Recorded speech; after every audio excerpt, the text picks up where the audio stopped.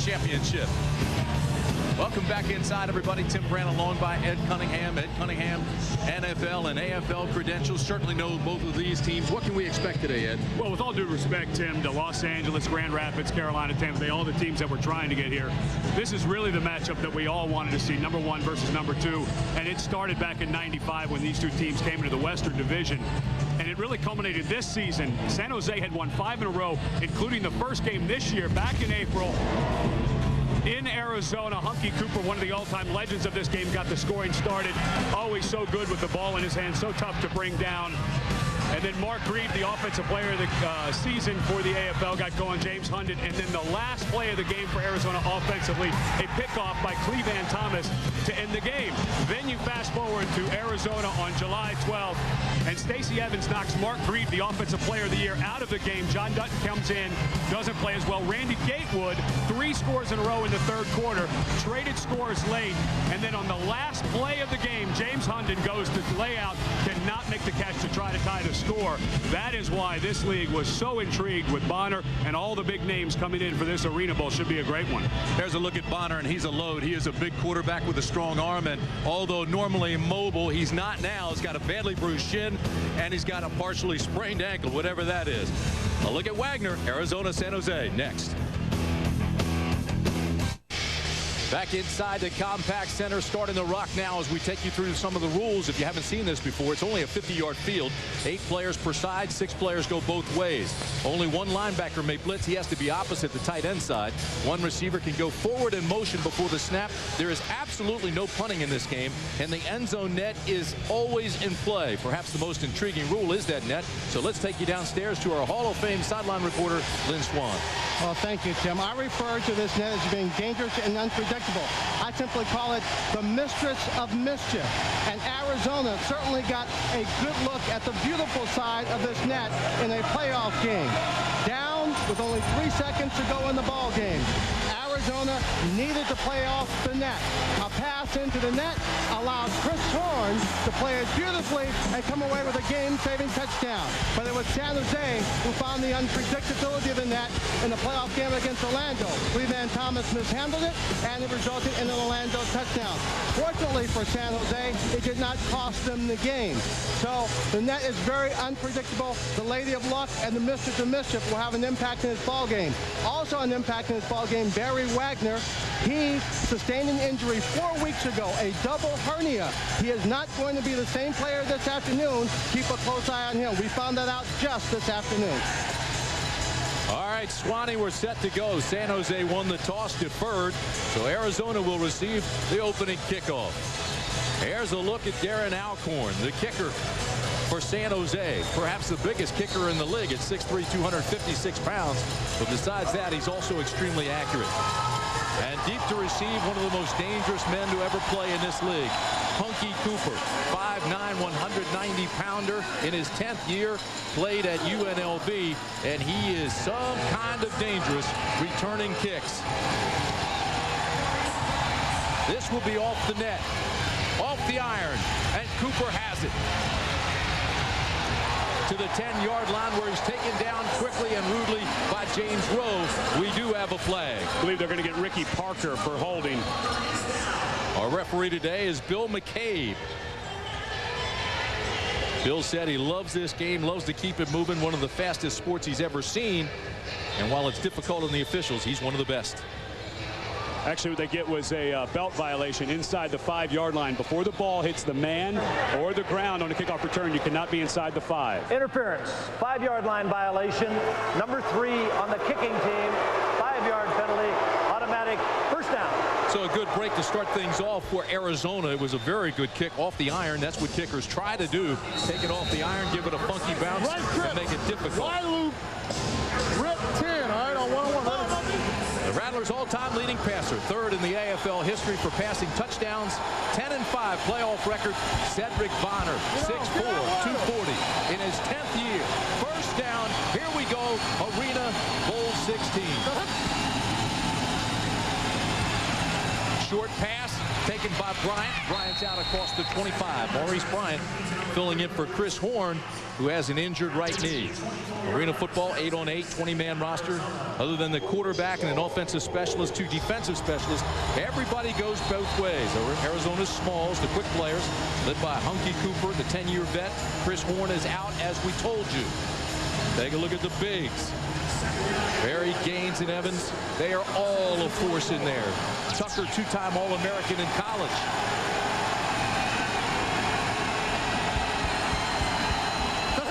Second down and short.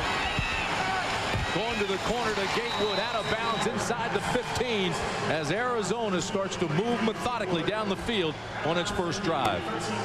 Gain of 11. Back to the lineups. They call them bigs and smalls. These are the big guys. As you look at Stacey Evans, he's 6'2", 285-pounder. He's in his 4th season, and he has just been a terror in the playoffs. And he was the guy that had the hit on Mark Grieb. It was a broken play back on July 13th. Where the offensive lineman, Joe Jacobs, in front of him, didn't come out of his stance. It was not a dirty play. Stacey took Mark Grieb to the ground and changed the season slightly, and John Dutton had to come in for San Jose, and Dutton's played very well recently. First down and 10 at the 13 to the corner. Almost intercepted, thrown behind Hunky Cooper. Bonner right now yelling at Hunky Cooper. I don't know if Hunky ran the wrong route, but Maurice Bryant was wide open. And there is Bonner right now yelling at Maurice Bryant. Bryant ran the wrong route. They had 2 guys. Watch Bryant. He's going to run basically the same route as Hunky Cooper. Hunky Cooper's there for the touchdown. And Maurice Bryant actually tipped the ball. That would have been a touchdown. Maurice Bryant in there because Chris Horn, the offensive specialist, has a partially torn MCL and won't be able to play today. Already a mental bust early. Second down and 10. Again intended for Cooper, thrown way behind him.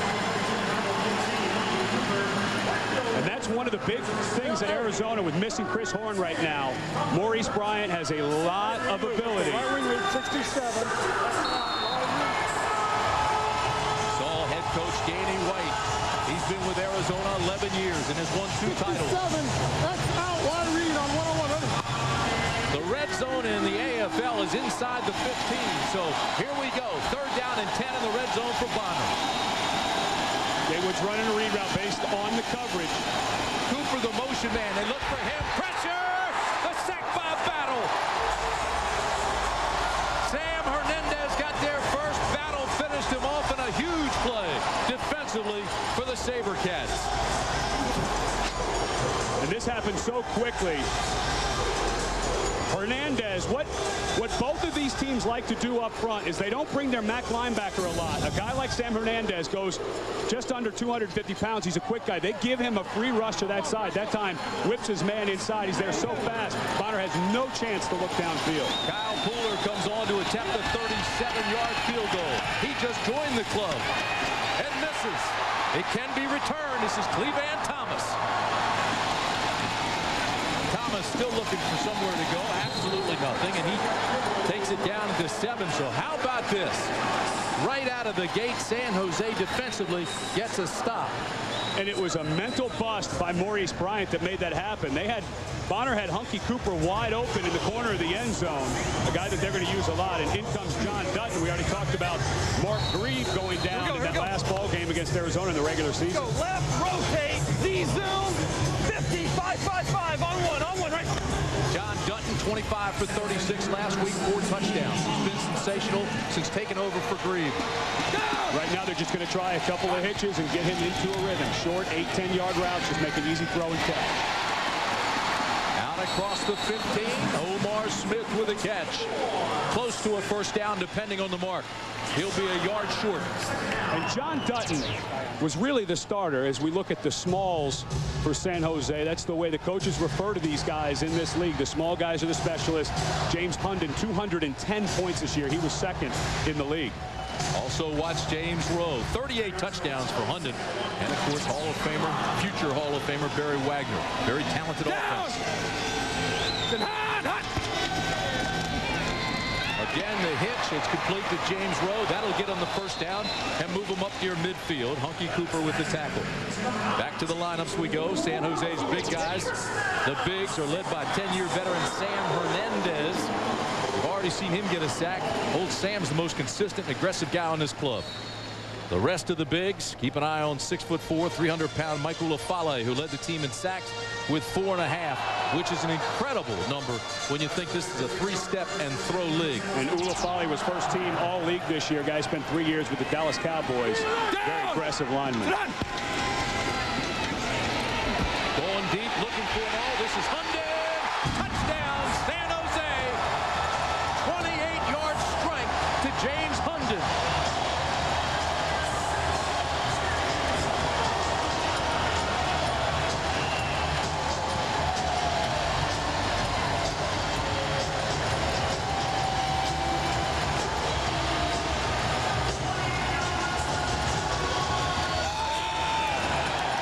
The full house at the Compact Center loves it.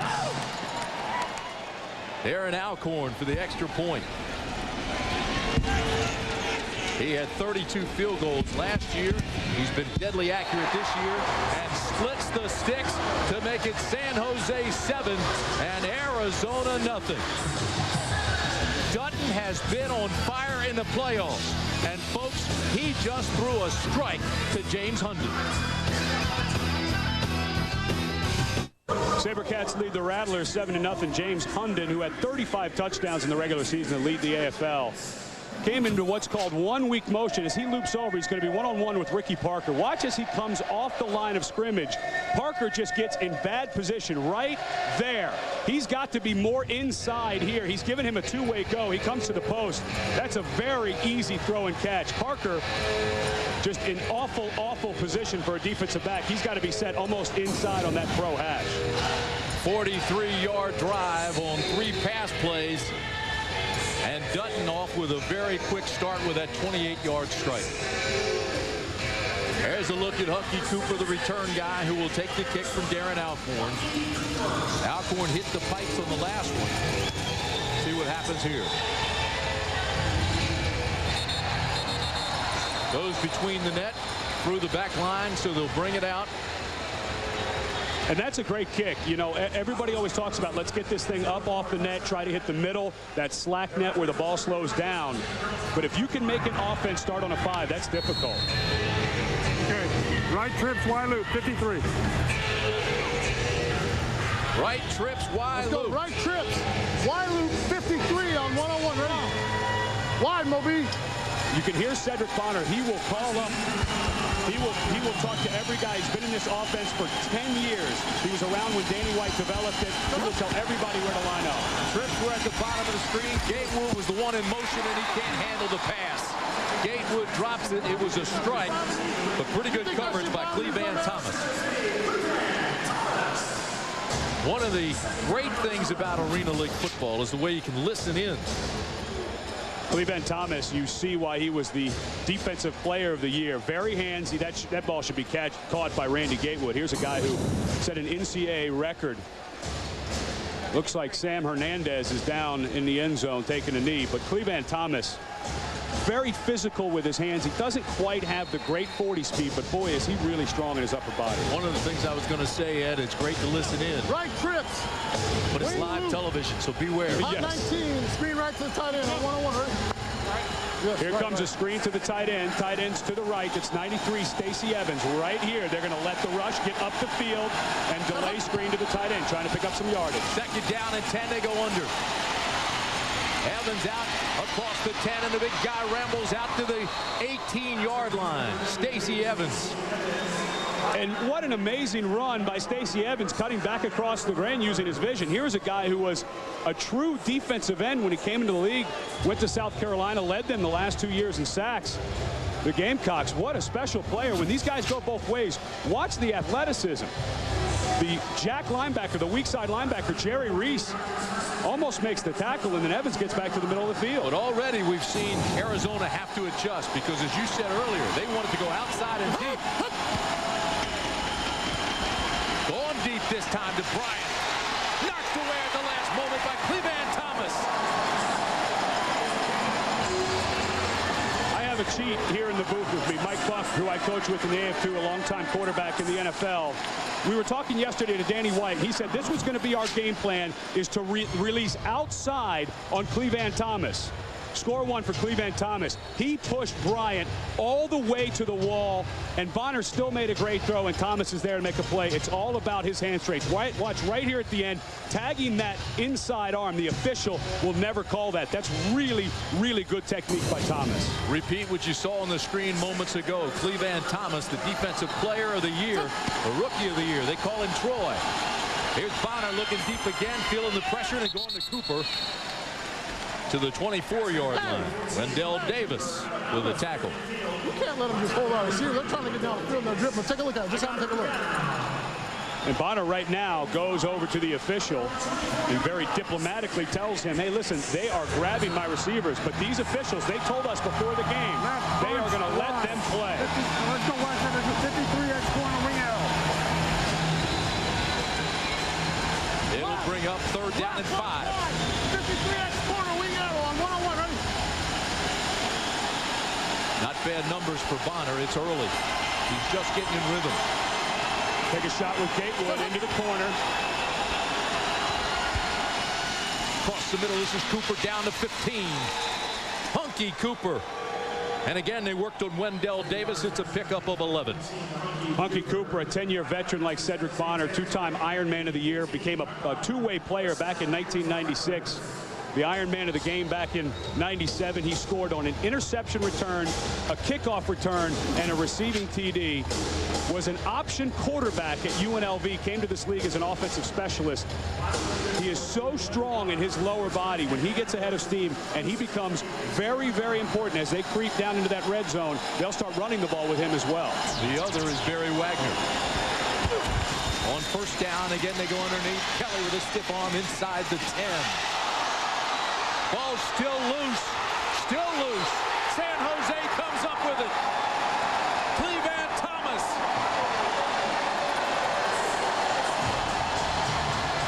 And what a game the rookie's having already. Bo Kelly fighting for every inch he could get. Did not get that ball locked away. And Arizona, 2 offensive series in a row that they had some momentum. They had some things working down the field, and they come away with nothing. And with almost 15,000 fans in this building and the pass rush that San Jose gets, Arizona needs to slow things down here, or it could get ugly here in the 1st quarter. I know it's deafening in this building. During hockey season, this is the Shark Tank. 1st down, quick throw. This is Hundon. Hundon has it loose. Falls down on the 10. Arizona says they have it, but no official has signaled yet. Now the wall, the dasher board in the field of play is in bounds. If that fumble hits it, there is a small out of bounds line. It's about 2 inches wide along the side. Go left rotate and let's go Z-zoom 111. But all hitches. Go left rotate, Z-zoom. Let's go laser 111 on 2. Right? They use all route trees. Ones are all hitches, 5 or 6 yards. They're just going to try to keep some rhythm going and pick up this 1st down. But that ball obviously got on the stripe and was out of bounds before Arizona could recover the fumble. 2nd down and 6. 3-step drop. The throw to Reese. Reese out across the 15. That'll be enough for a 1st down for San Jose. Cecil Doggett made the tackle. And as John Dutton goes over and talks to Terry Malley, Terry was the head coach at Santa Clara, followed his father. Let's listen in. At Santa Clara and was a general manager for a while here in San Jose before becoming the offensive coordinator. They're going to run a post route on the outside. And it looks like they have James Hundon, their offensive specialist, to take a shot at the post. If not, they have 2 out routes to come back down on. Dutton's been getting plenty of time. And again, looks deep for Hundon. There's a flag thrown. The ball's picked off by Parker, but there is a flag down at the 14-yard line. And boy, that was an awful throw by John Dutton. Under pressure with good coverage. There's no way he knew that that flag was on the ground. Probably pass interference or holding against Ricky Parker, but that ball thrown way to the inside. If anything, throw that ball short into the inside and let Hundon come and make a play. It is going to be holding against Ricky Parker on the coverage. Holding, number 20 on the defense. The ball during the pass. Well, the pass was in the air. We'll replay the down. Automatic first 10. Number 20 is Parker. Pretty good cover guy, but he's come up empty this year. No interceptions. And there's a look at Danny White. And I promise you right now, he is saying to the officials, if you're going to call my guys for holding, as physical as San Jose has been in their defensive backfield early in this game, you better call the same thing. Danny White, one of the best game time adjustment coaches in the league, AFL Hall of Famer. So it'll be second down, or first down correction at 10 to replay the down. Ball at the 24. Hunted on another post here. And again, they're looking deep. They're looking to the corner. Incomplete. And again, looked like Reese is yelling for interference. Wanted a call, and he didn't get it. And right now, what Danny White has done at the end of this first quarter is he has rotated 3 defensive specialists into the game. Basically, what you do when you substitute guys in, Darryl Stingley is in, bottom of the screen, gets away with a hold there as the receivers were crossing, too much for the officials to call. But this is a nice job by Doug Plank, the defensive coordinator, rotating in 3 true defensive backs at the end of the quarter. Danny White, 114 wins in his 11 years, 2 world titles. Spectacular. Really good protection early on for John Dutton. He just needs to settle down in that pocket a little bit. Second down and 10. Throws a strike. This is complete to Reese. Down inside the 10 to the 5-yard line. Jerry Reese, the team's career leader in touchdown receptions, makes his 33rd reception of the year. Stopped by Parker after a gain of 17. And this is why San Jose is truly the most talented team in this league, is because of the numbers of receivers. And these are not little slight guys. Jerry Reese, 5'11", nearly 200 pounds. James Rowe, 6'4", 196 pounds. They're going to run a toss play to the left. But they have so many weapons at their receiver spot. Folks, the highest scoring team in this league is taking control. First and goal from the 6. This is Williams inside the 5 to the 3-yard line. Last week, San Jose ran the ball 8 times and got 3 touchdowns out of it. You don't see runs very often, but when they run, they're solid. And they're just going to let this clock run out. Barry Wagner is in the ball game, but he has a double hernia that's really been bothering him. He's usually the guy they go to run the ball inside the 5. And that'll do it. The end of the first quarter. We told you it's quick. It is. And San Jose threatening again and leading by 7. ABC Sports presentation of ArenaBowl 16 will return after this message and a word from our ABC stations.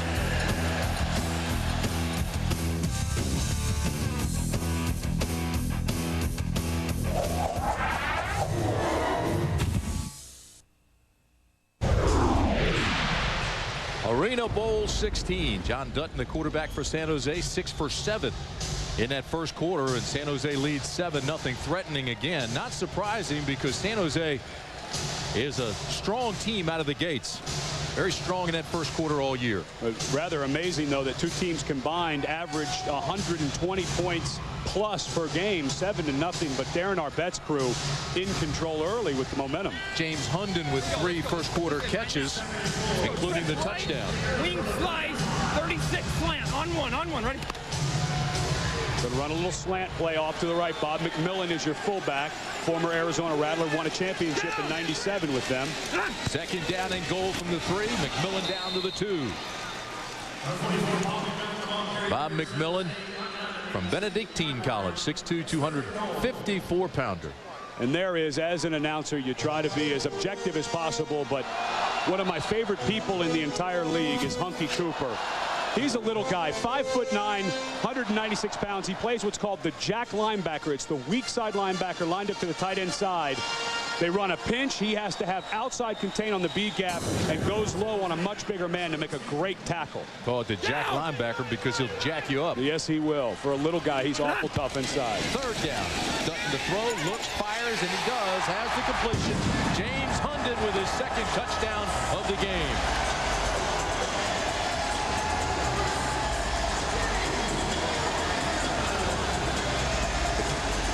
San Jose right now looks unstoppable. And there is the second big mental bust of the game. Cecil Doggett, the defensive back, defensive specialist for Arizona, in combination coverage, absolutely blew the coverage for an easy touchdown. Maurice Bryant earlier running the wrong route, taking a touchdown away from Hunky Cooper. Darren Alcorn with the extra point. And just like that, the SaberCats of San Jose jump up on Arizona 14-0 with 13:40 to play in the first half. Hunden, 2 touchdowns.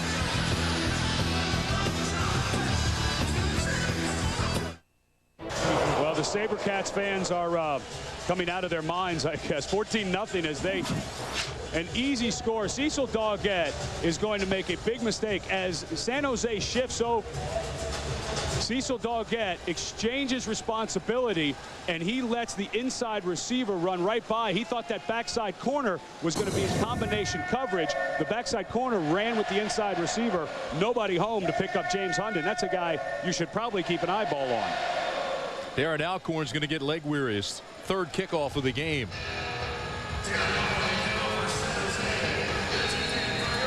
Hunky Cooper deep for the Rattlers.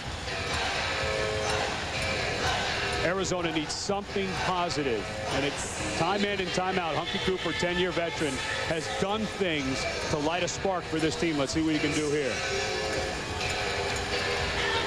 Low liner taken off the iron. Cooper will take it 2 yards deep.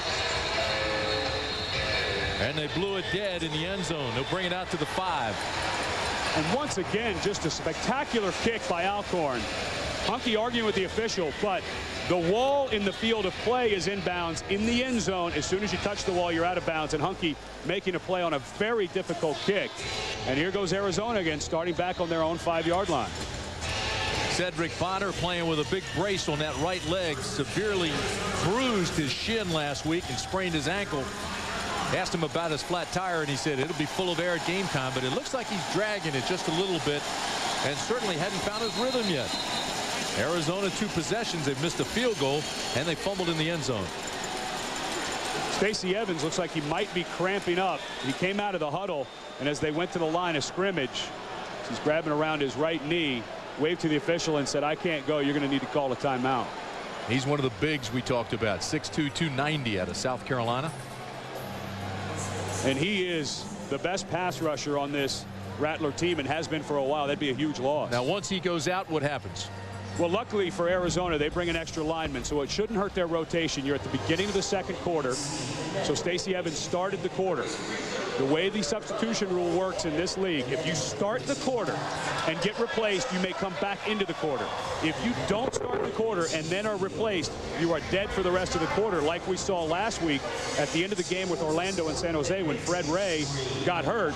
They had nobody else to replace him because everyone who had been substituted for was dead in that quarter. Fans love this game because it's so fast.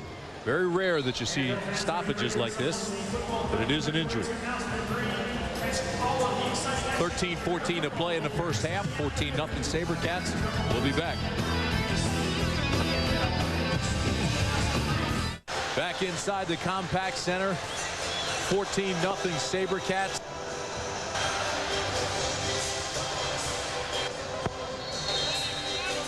Arizona needs to get some momentum. Stacey Evans, their best lineman, just taken to the locker room to get checked that right knee.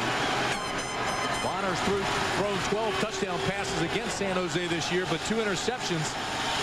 He's got pressure backside and looking deep, overthrowing Ashwante Bryant. Let's go downstairs to Lynn Swan. Swanee. Well, Tim, I just want you to know that on every series, Bonner has had to put Maurice Bryant in the right positions. He's had to coach him. Maurice Bryant's a classic case of a guy who has a lot of talent. He can make the big catch. He can reach over the boards. He can go up in the sky for the ball. But what he doesn't have is knowledge and how to run his routes and make adjustments. When he ran the wrong route down in the end zone, it was probably because he didn't understand. Close to the end zone, you have to adjust your routes. It can't be the same route you run at midfield. Of course, Maurice Bryant, Swanee, as you're alluding to, replaced Chris Horn, their leading receiver, who's out with a bad knee. Here again, there's pressure on Bonner. Throwing deep and has a man. It's Bryant in the end zone and overthrows him. Barry Wagner was beaten. Tomorrow night, join Al Michaels and John Madden in Denver for a Monday Night Football preseason special. Jeff Garcia and Garrison Hurst lead the 49ers against Brian Griese and the Broncos. Everybody's been reading about Terrell Davis and a lot of pressure on Brian Griese. Tomorrow night, live at 8 Eastern, 5 Pacific on ABC. The NFL in the news. Monday Night Football with Al and John. Arizona has been releasing their high motion, and there's again, that's Oshwante Bryant lining up wrong, and they're going to have to call a timeout.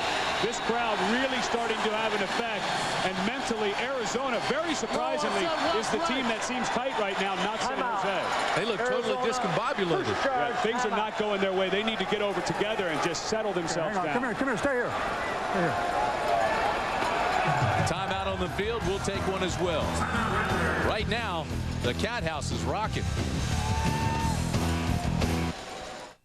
This is only the second time this year Arizona has been shut out in the first quarter. It happened earlier in June when Dallas beat them 36-33 in a low-scoring game. But right now, they're backed up again. Third possession, still no points, and it's 3rd and 10. And they got to take... 74 weeks shallow on 101. They're going to take a deep drop. Bonner's going to take a 5 to 7 step drop. And they're still confused. This is amazing. San Jose with a very good rush front end. They better get this ball off on time. Danny White in the end zone, putting them in alignment. Backside pressure. Bonner steps up, drills the ball, and it's broken up by Barry Wagner on the boards. And there is a flag down inside the 5. He's inside of all like this, huh? Calling illegal defense on San Jose, probably the jack linebacker. Illegal defense. Number 9 on the defense. The linebacker was out of the box. 5-yard penalty. Automatic first down. Well, you saw the reaction of Michael Church, the defensive coordinator. He's furious. Left wide. James Rowe is the jack linebacker. We showed Hunky Cooper play in that spot earlier. He's got to stay outside of that foot of the Wendell Gaines, the guard. And watch right there. He just steps outside of it. You know, he's right on that line. A lot of times the official will allow them to straddle that line. It's not like Rowe ran out there to cover the flat. No, but that's a huge break for Arizona. Yeah, and I'm not so sure that that's a great call. Rowe, to me, looked like he was right on that line. Instead of 4th and 10, they get the automatic first down, and now they need a timeout because of the crowd noise. And there's definite confusion. And now Danny and Bonner, Cedric Bonner and Danny White having words about what they want to do. Danny White needs to tell his veteran, Cedric. That's the only way we ever run a fake quick screen. Always to X. We have to run to X. On the dive, we run fake dive, not fire. Not fire. Fake. That's not a good conversation. Boy, it's not. In an Arena Bowl.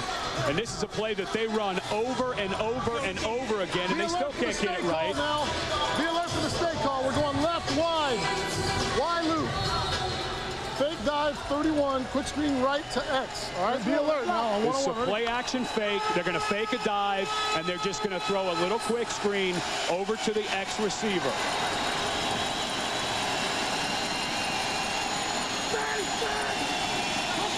First down and 10 for Bonner. Backside pressure, had to throw before he's ready, and Bryant can't hold on. Incomplete. Terrific coverage by Wendell Davis. So far, Ed, the story has been San Jose's defense. And it has started with the physical play up front. Sam Hernandez whips his man inside. And then Clevan Thomas, a defensive player of the year, and the fumble by Bo Kelly that Randy Gatewood could not get. This San Jose defense is playing out of their minds, and now the crowd noise is helping Michael Church's bunch right along. Cedric Bonner has gone 3 straight passes without a completion. It's 2nd down and 10. Steps up, has a man. It's Cooper. Did he get it? No. Clevan Thomas was right with him.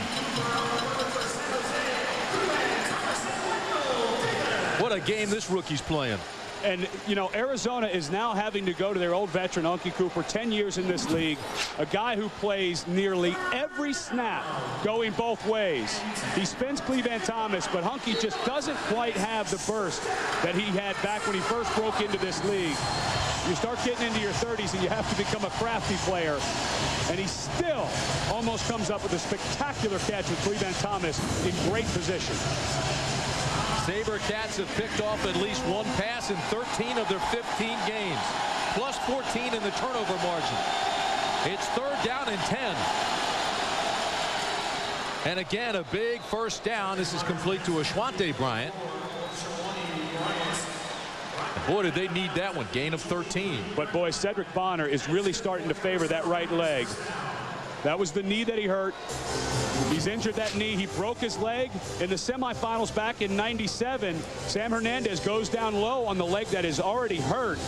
And Hernandez is having a phenomenal game, beating his man cleanly inside. That's the quickest way, because of the small pocket, get inside of your man. And Bonner taking a lot of hits early.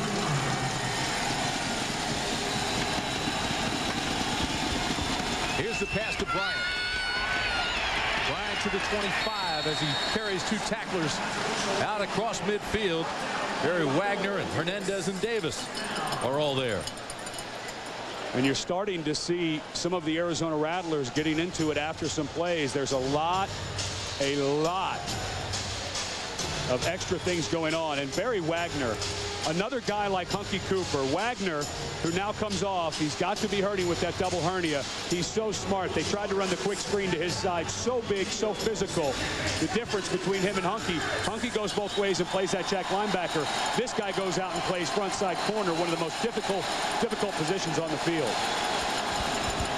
2nd down and 9. Throwing deep, looking for Coop. There he is, incomplete. He was open. Wendell Davis had slipped off and says he was pushed off and now pleads his case. But I thought Cooper had the score. Next weekend, catch the Little League World Series presented by Honda. ABC Sports coverage begins with a special preview Saturday at 1 Eastern, 11 Pacific. Then Saturday night at 7:30 Eastern and Pacific, it's the U.S. Championship game, followed by the World Championship Sunday night at 6:30 Eastern and Pacific, all next weekend on ABC Sports. You see that little leaguer point to the fence and then put it on the fence? And then he came up later and did it, and he got struck out. Bonner has been hit so many times. The mic that we have on him is now broken. It's not a good sign with 6:55 left in the 2nd quarter. 3rd down and 9. Again going deep. Incomplete, no flags. Intended again for Bryant. Just got this note, Ed. Stacey Evans of Arizona, who was injured earlier, tore his right ACL, and he's out for the game. And if they're not careful, Cedric Bonner is going to get injured. And here is another stop. Here is another stop for San Jose's defense. Arizona is 0 so far, and good pressure by Kinsinger. That's a lot of power going into that hard turf. Cedric Bonner thought he had a touchdown when he threw it. Here comes Kyle Pooler, who just joined the team a week ago. A 40-yard attempt, not even close. They'll bring that out to the 5, and it's another stop for the SaberCats. They'll have it offensively. Big part of this game, Kyle Pooler, a brand new guy. That's a shank right there. 6:04 to play in the first half. SaberCats by 2 touchdowns, and they've got the ball when we come back. Arizona way out of sync.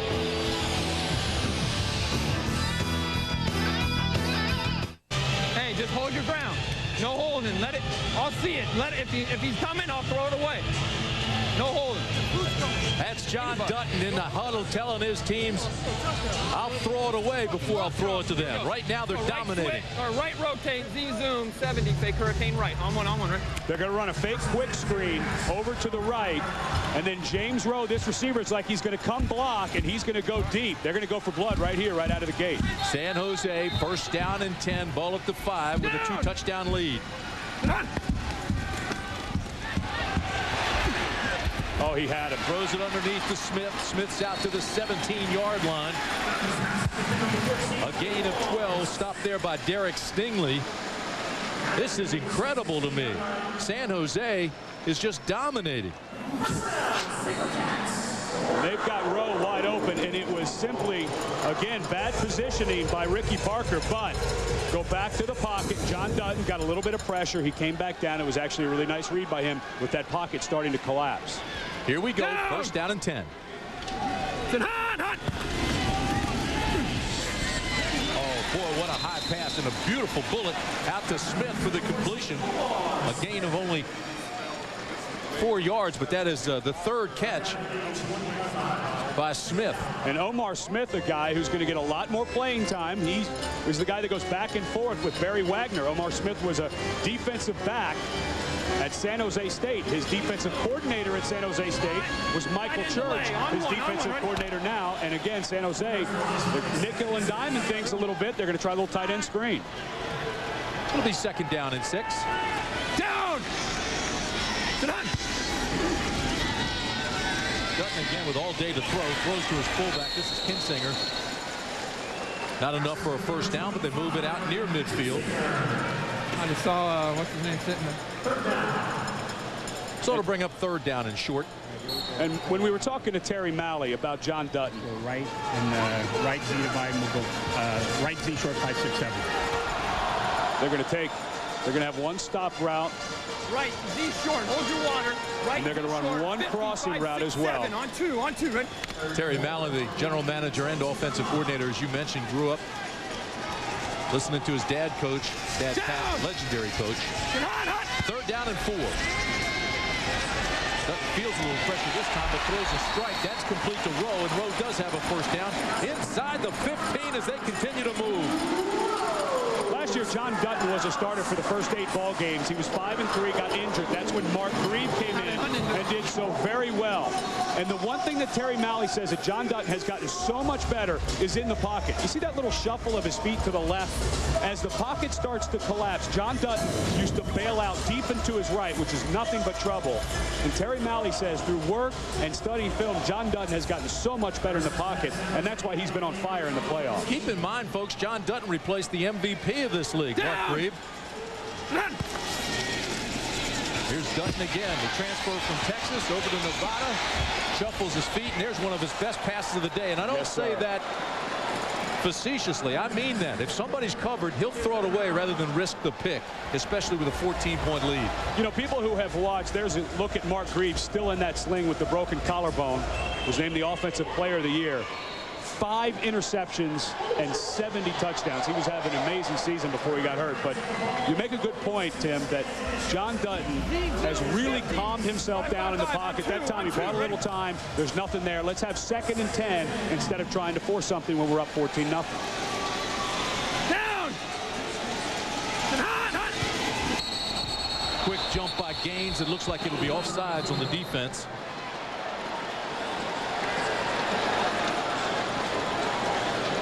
Boy, nothing. I mean, absolutely nothing has gone right for Arizona in the first half. And Dutton does such a nice job. You can hear him really clearly with our audio. Coming up new this fall on ABC, a revolutionary new drama. If you can solve this mystery, folks, you can win over $1 million. Push Nevada. New Thursdays this fall, 9, 8 Central on ABC. What I was saying about John Dutton, he's done such a nice job of using a hard count. A lot of times because motion is going towards the line of scrimmage, the defensive line will peek out of their peripheral vision and try to time it, but he's given him that hard count. That time got Wendell Gaines. Arizona trying to solve the mystery here. Again, flags fly. That's 2 in a row. And that time Joe Jacobs, who's lined up to the right side of the field at the guard position, flinched before the snap. Prior to the snap, false start, number 56 on the offense, 5-yard penalty, remains 2nd down. If you haven't seen Arena Bowl or Arena football before, San Jose averages 63 points a game. They had 85 points against New England. Joe Jacobs right here gets a little hiccup, doesn't take much. Again, Joe Jacobs, another one of those guys. Utah State was a defensive lineman, has made a really nice transition. 3-time first-team All-AFL when he was with Albany. Darren Arbet, one of the guys that he brought out here to help him win a championship. 2nd down and 10. Dutton has the ball knocked away. It's picked up by Williams, and George Williams down to the 16-yard line. Kia Adderson got his hand on the ball. Dutton wanted the incomplete pass. George Williams, a guy who made a great impact. He is called a rookie, but he played 3 years for the New York Giants at defensive tackle. 330+ pounds, very athletic, had the great play. If you go all the way back to the Tampa Bay game in the quarterfinals, when Tampa Bay had a chance to win it, it was George Williams who got cut blocked about 300 pounds. Sure, I'll buy that. Bounced up off the ground and made the quarterback from Tampa Bay throw it before he wanted to. George Williams knows the difference between come here and sick 'em. 3rd down and 12. Here's Dutton. Dutton is drilled. I mean, really drilled back at midfield. Gaines came through almost untouched.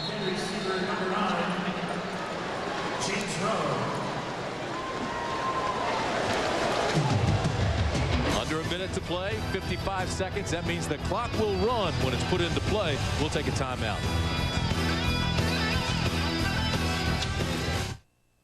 San Jose pretty much having its way against Arizona and going against the stingiest defense in the league with an aggressive front, tough linebackers, one of the smartest and most talented secondaries in the league. But really, Arizona's never found its rhythm, never gotten in sync. 4th down and 12. This field goal attempt is from 31 yards out by Darren Arbet. And whether it's good or not, this was a stop that Arizona desperately needed. Woo! Gets another one. That one goes into the stands. A fan will be able to keep it. That's one of the rules of the Arena Football League. It's a souvenir. And 3 more points for the SaberCats. It's hard for a lot of people to understand why you say a field goal is a stop, but Arizona just needed something positive. And believe it or not, that was positive. Darren Arbet, the head coach, has been the top seed 2 times in 3 years. He's never won the Arena Bowl. He's making his challenge against Danny White today.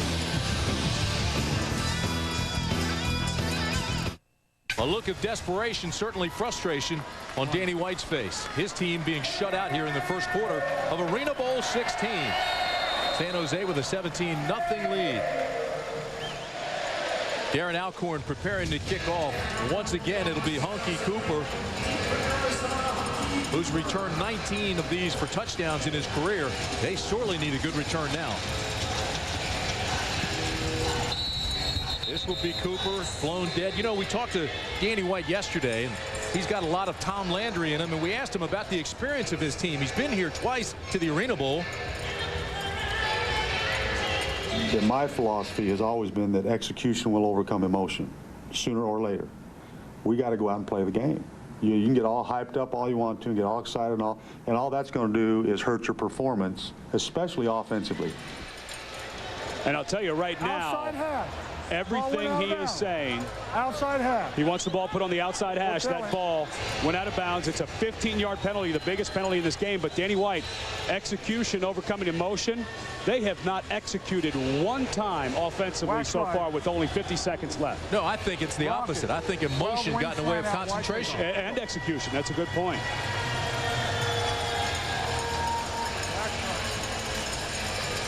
Last time they had a shutout in an Arena Bowl, you have to go all the way back to 1987 in Arena Bowl #1. And the defensive player of the year in this league, Clevan Thomas, has been dominant so far. Crowd comes to life. 1st down and 10. They look for a score. Intercepted.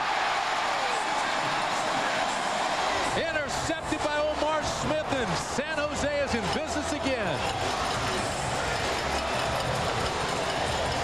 And the difference, the reason that this game has gone down the tube so early for Danny White, Michael Church, the defensive coordinator, is coming out and putting his defensive backs in 3 across press man coverage. That time, Omarr Smith absolutely dominated Randy Gatewood at the line of scrimmage.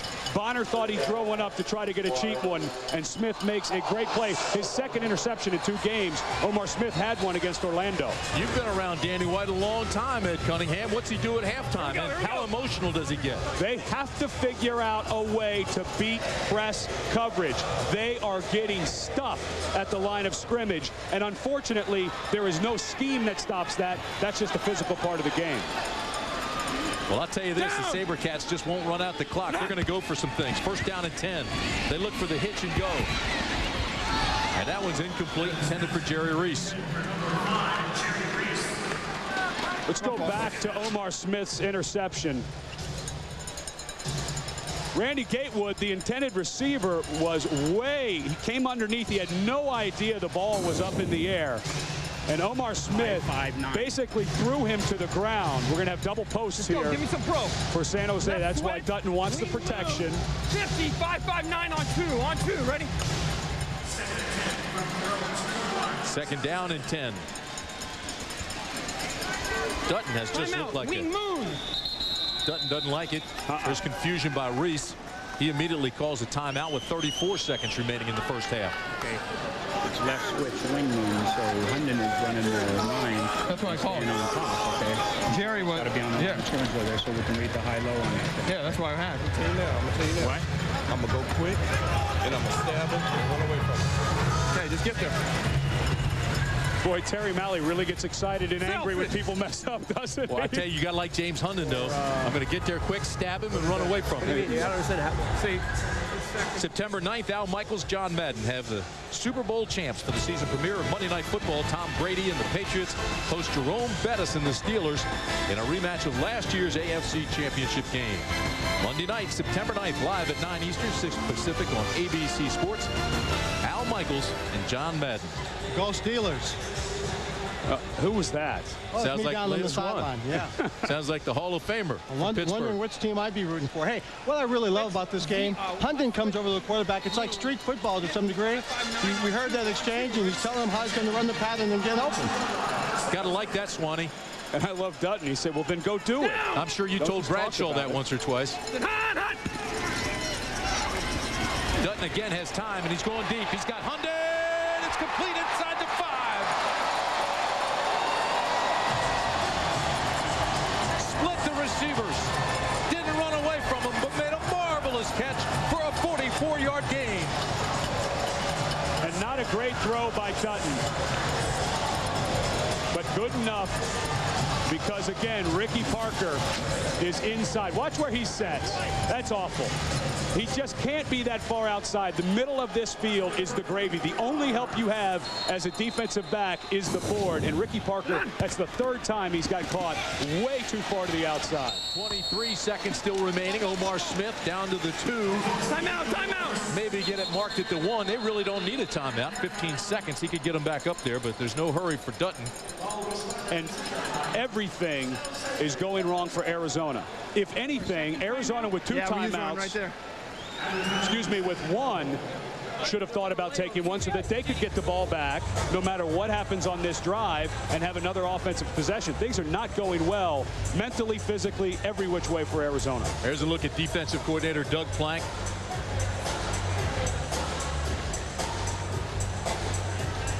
Well, we talked to John Dutton, the quarterback for San Jose, and we asked him about the matchup with his receivers and their secondary.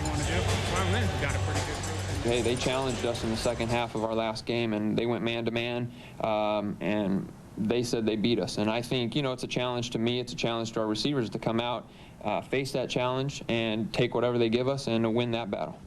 Liz Swan, you have to love it when a receiver comes in the huddle and says, I'm going to separate. You just look for me.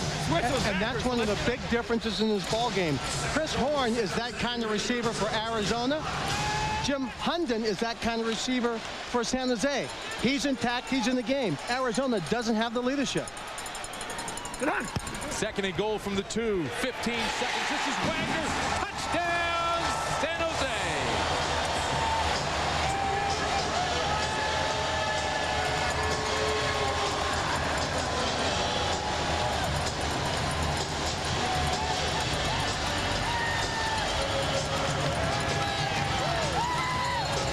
Can you believe this?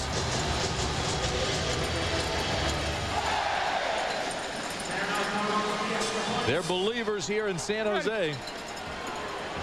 Alcorn again. High snap. Bullseye.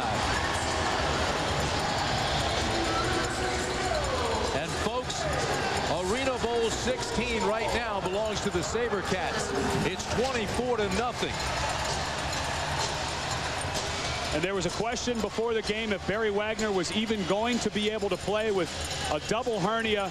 The AFL's all-time leader in receptions, touchdowns, rushing touchdowns. He is so dangerous inside the 5. This just a simple isolation play. Hunky Cooper getting blocked by a 250-pound fullback does not have a chance.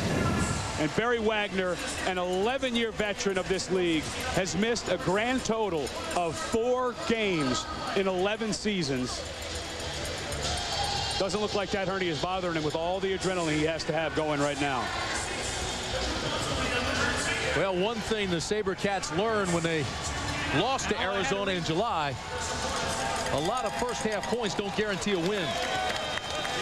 No, they give up 41. Arizona did, but the problem was they had 31. It was only a 10-point deficit. Right now, Danny White, with 1 timeout, needs to get something. You cannot mentally go in at halftime with nothing on the board. Well, you've been around this league a long time. Do you put the ring on them now at halftime? No way. Not a chance. There's too many things that can happen. If you're Arizona, when you come out in the second half, you start to maybe do some onside kicks and take some chances. Let's see if Hunky Cooper can get him going. Bobbles the ball out to the 10.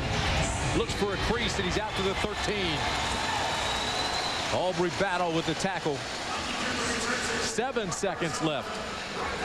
Do we see the net play that won him the game against Carolina? No, if you're Arizona, you're going to just try to get something. The problem is Kyle Pooler, although he's a 3-year veteran in this league, 2 years with Arizona and 1 year with LA as their kicker, you can see the rust that he had. Chris Saylor, their normal kicker, hurt his hip flexor last week before the ball game. They had to bring in an emergency guy. And so right now, I think you've got, with 7 seconds, you can get 2, maybe 3 plays in with that timeout. You can still work the middle of the field. Kyle Pooler, we told you, just joined the team. Field goals today 0 for 2, and that's, of course, his first 2 of the year. He missed from 37, missed from 40. This could be the last play of the half. Bonner again with pressure, throws underneath, incomplete to Cooper, and everything that could go wrong in this first half has gone wrong for Arizona. And Hunky Cooper is not a man who will miss catches like that. Because of the miss, they'll get another chance. And now I believe they'll try the field goal.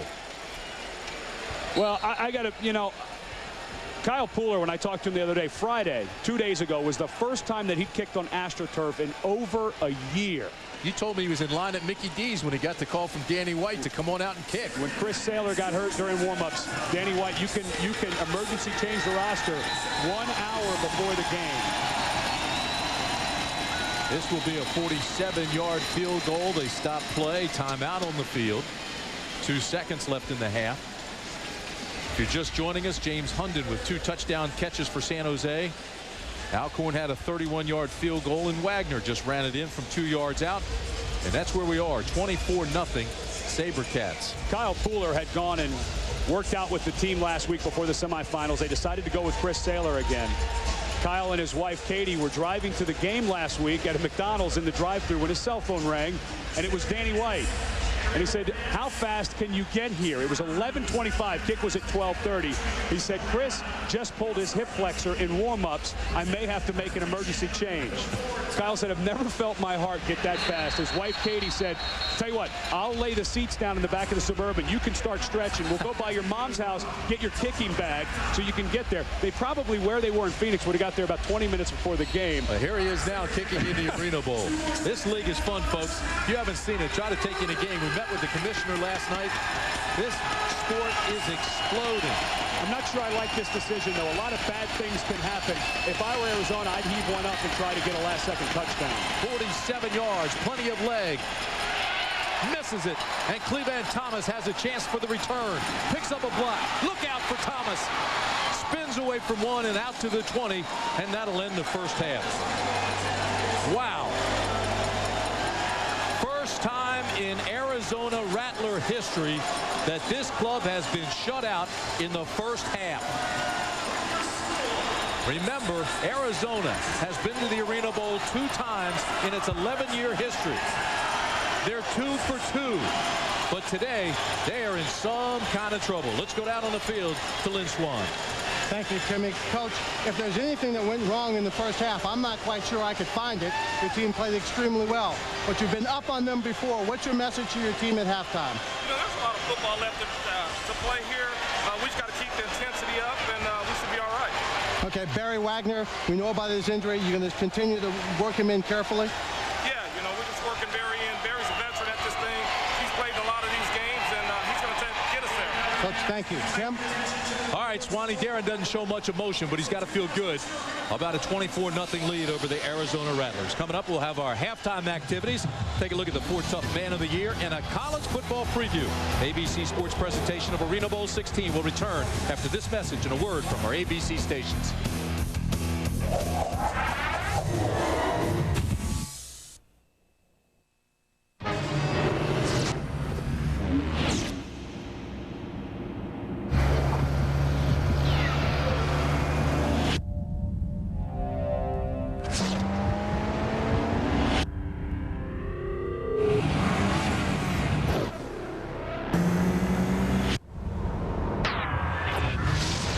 Nothing outperforms new Mobile One. Log on to our website and learn more about new Mobile One with Super Syn anti-wear technology.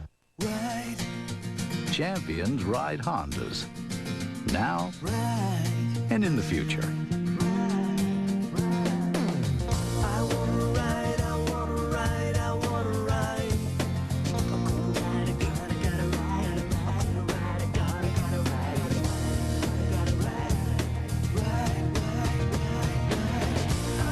Honda XRs. They're a head start. They say good things come to those who wait. No! And the wait's almost over for ABC's new fall comedies. It'd be funny, right? I mean, you'd like that. But for those who just can't wait. Bingo! Here's something good for you. Drew Carey and Whose Line Is It Anyway? Premiere early. Hey, that's a good idea. Monday, September 9th, with the season premiere of Monday Night Football when the Steelers meet the Patriots. Oh, I'm so happy. The season premieres of The Drew Carey Show, Whose Line Is It Anyway? And Monday Night Football, Monday, September 9th on ABC. Hip, hip, hooray, we're almost there. If you're looking for a different auto shopping experience, visit my friends at the Kempthorne Auto Mall in Canton. Kempthorne has something for everyone. The greatest selection of cars and trucks from 10 of the finest manufacturers in the world. A unique auto boutique. The exclusive curbside cafe, a children's play area, a genuine Pennzoil quick lube, legendary service, and a dashing spokesman. Who writes this stuff? Kempthorne in Canton, 5 minutes south of Belden Village.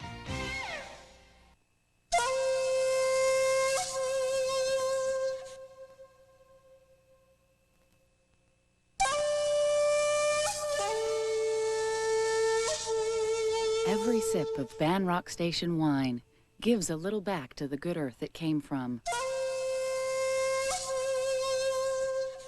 Banrock Station. Good earth. Fine wine.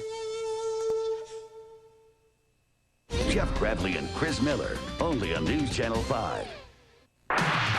You're watching ABC's Wide World of Sports.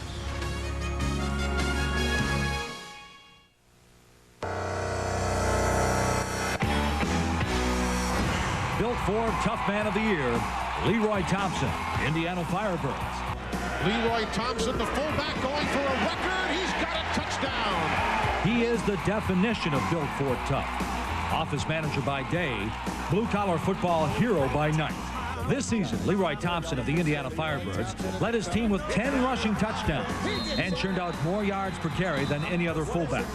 On defense, he added a league-best 8 tackles for loss and registered 5 sacks, the most by any linebacker. Thompson's 5 rushing touchdowns in the season finale tied a league record and locked up a playoff spot for the Firebirds. He does all the dirty work, no excuses, and no complaints. Thompson has proven he's got what it takes to be named this year's Built Ford Tough Man of the Year. Halftime of ArenaBowl 16. San Jose, 4 possessions, 3 touchdowns and a field goal. They lead 24-0. Arizona Rattlers with a bad case of the Opers. They are 0 for the first half, and the first time they've been shut out in that first half all year. Welcome back inside, everybody. I'm Tim Brandt up here in the rafters with the Compact Center Crazies here at the Cat House, and they love their football in the AFL. Time now for our Wide World of Sport Speed Pass update. And while this is the culmination of the Arena Football League and this is the final game of the season, we're getting all excited at ABC Sports because it's just about time to suit them up in college football. So take a look and listen. The 2002 college football season on ABC Sports kicks off next Saturday at the Horseshoe in front of over 100,000 Buckeye fans.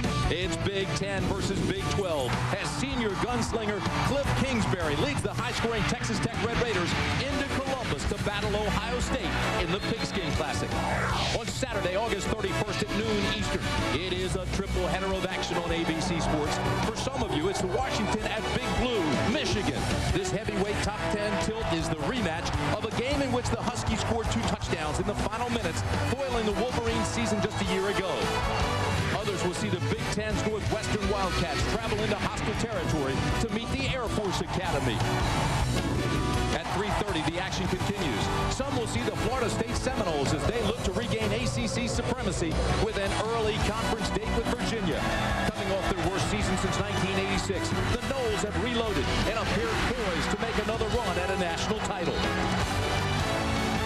For others, the stakes will be running high along the Mississippi as the Missouri Tigers square off against last year's Big Ten champ Illinois in a good old-fashioned border war. Then in prime time, the Tyrone Willingham era begins at Notre Dame as the Fighting Irish battle last year's Cinderella, the Maryland Terrapins, in the kickoff classic. Ralph Friedgen's Terps hope to prove to all naysayers that last year was no fluke, while the Irish are hoping to stamp themselves again as a national power. On Sunday, September 1st, last year's SEC champion LSU Tigers leave the Bayou and head to Blacksburg, Virginia, where they meet the new-look Virginia Tech Hokies. The Labor Day bash of college football ends on Monday, September 2nd, when the Auburn Tigers take their powerful running game and head west, where they meet the explosive USC Trojans in a primetime Monday night special.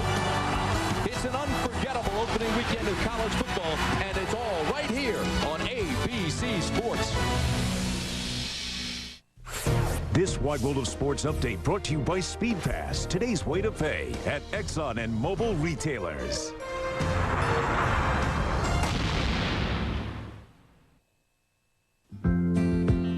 Introducing RCA Country Legends Waylon Jennings, the ultimate tribute collection from multi-platinum artist Waylon Jennings, America's most beloved country outlaw. This time, if I should feel unwarm, I won't stay. RCA Country Legends Waylon Jennings features the gritty honky-tonk hits that set the country outlaw movement in motion. She's a good-hearted woman in love with a good time tonight. Songs like This Time, I'm a Rambling Man, the duets with Willie Nelson, Good-Hearted Woman, and Mamas Don't Let Your Babies Grow Up to Be Cowboys. Mamas, don't let your babies grow up to be cowboys. For 5 decades, Grammy Award-winning artist Waylon Jennings broke all the rules and forged his maverick style. I've always been crazy, but it's kept me from going insane. Now, on RCA Country Legends, Waylon Jennings, 40 of his greatest tracks are gathered on 2 essential CDs or 2 cassettes. Order now. Amanda,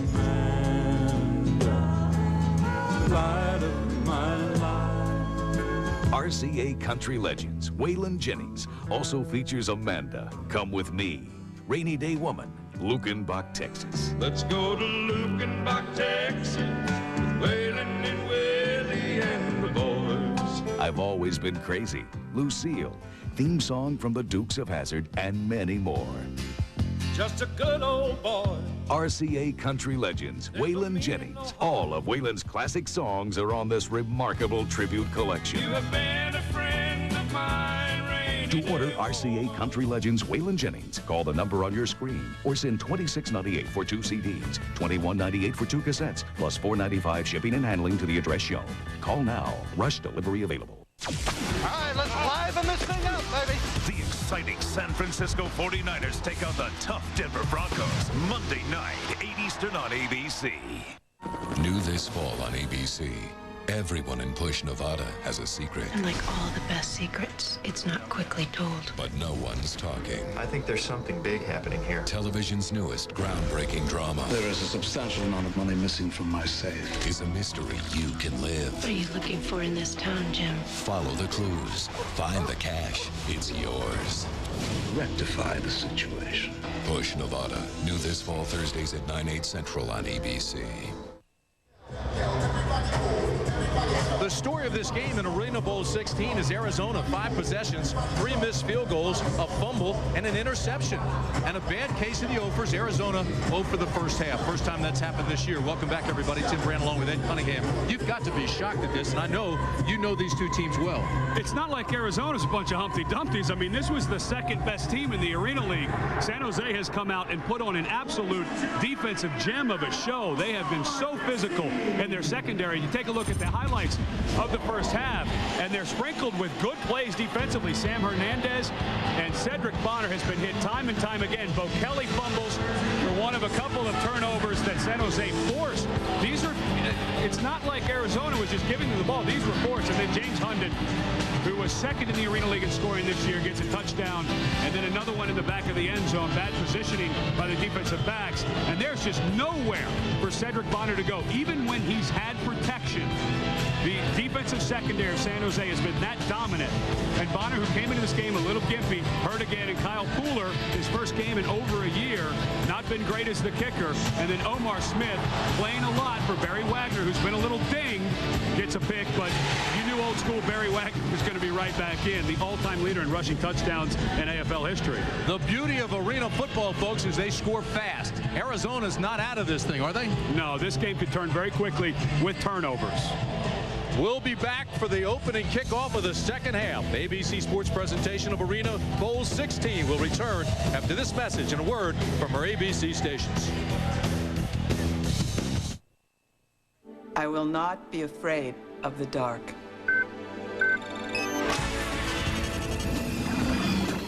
I will not feel guilty leaving my dog alone.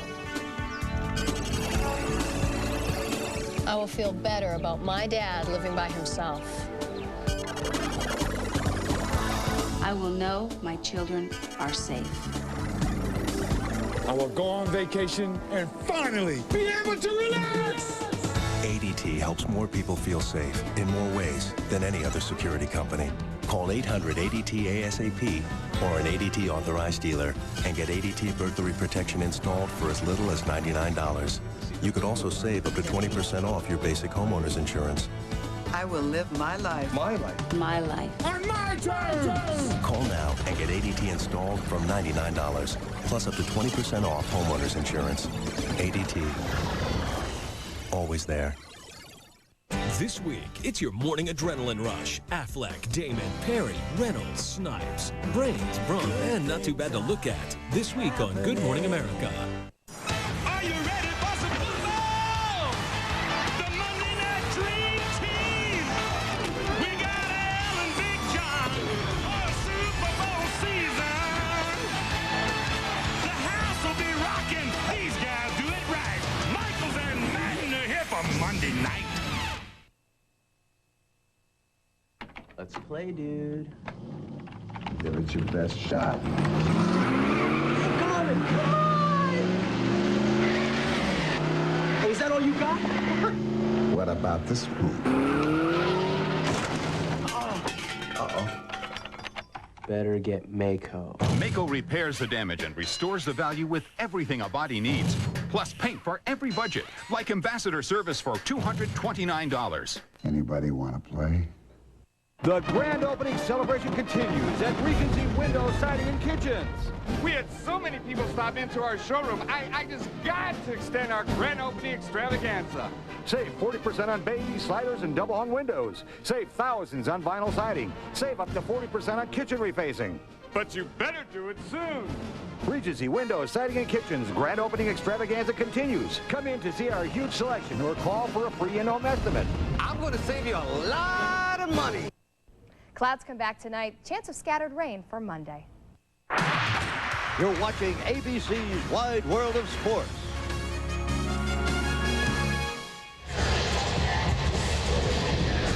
ArenaBowl 16.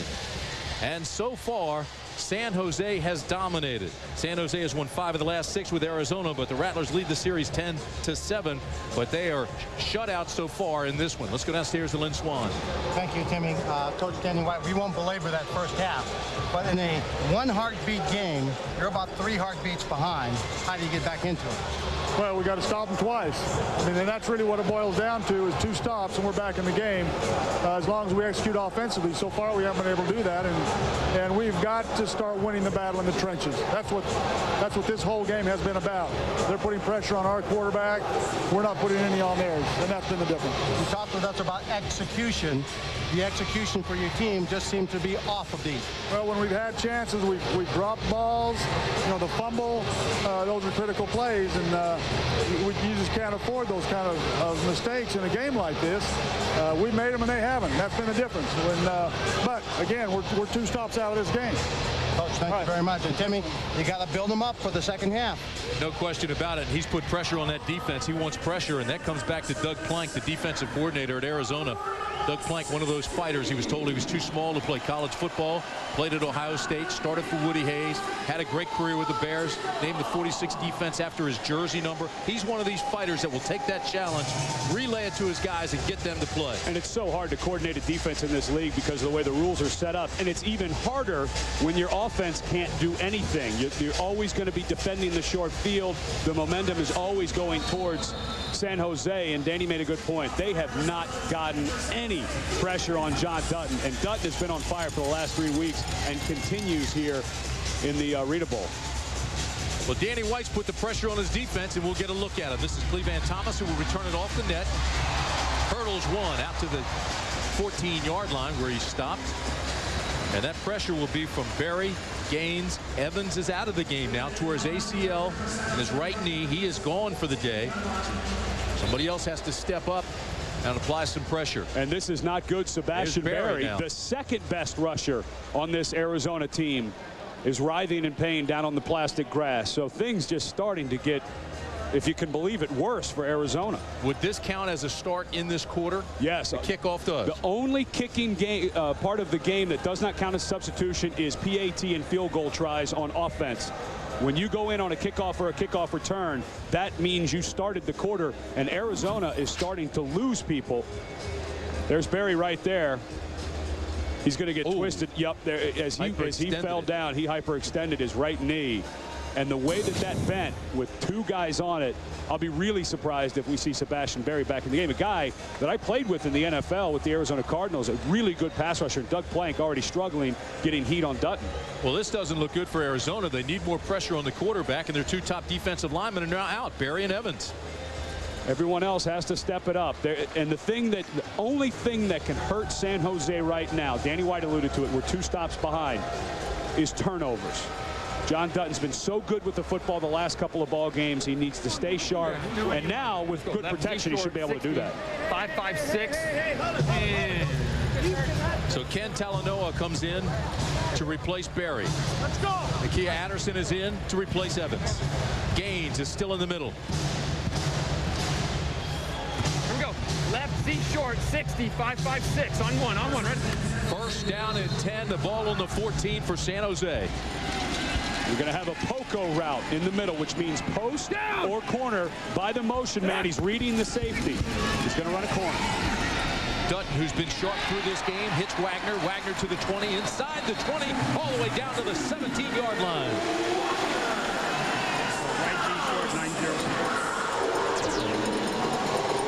5 possessions for the Rattlers, and they haven't scored yet. 4 possessions for the SaberCats, 3 touchdowns and a field goal, and a huge day for James Hunden. 21 plays, 63 yards. That's right at about 3 yards per play. They average nearly 7 yards per play in the regular season. Arizona just running in mud. Dutton got 18 on his first, goes for the score, and incomplete to James Rowe. Good coverage by Ricky Parker. Now, because of the running clock and how fast this game can go, John Dutton can start really taking his time. Let the officials set the ball. Here goes the play clock starting now. I'd let this thing run all the way down to 5 or 6 seconds. You don't want to get too cute down to 1 or 2. Let's go right, but Z short. Shrink this game. Rocket, smash 0-6 on 2, run. Dutton was a 6th-round draft pick by the Miami Dolphins back in 1998. This is his 3rd year with the SaberCats. Tank down.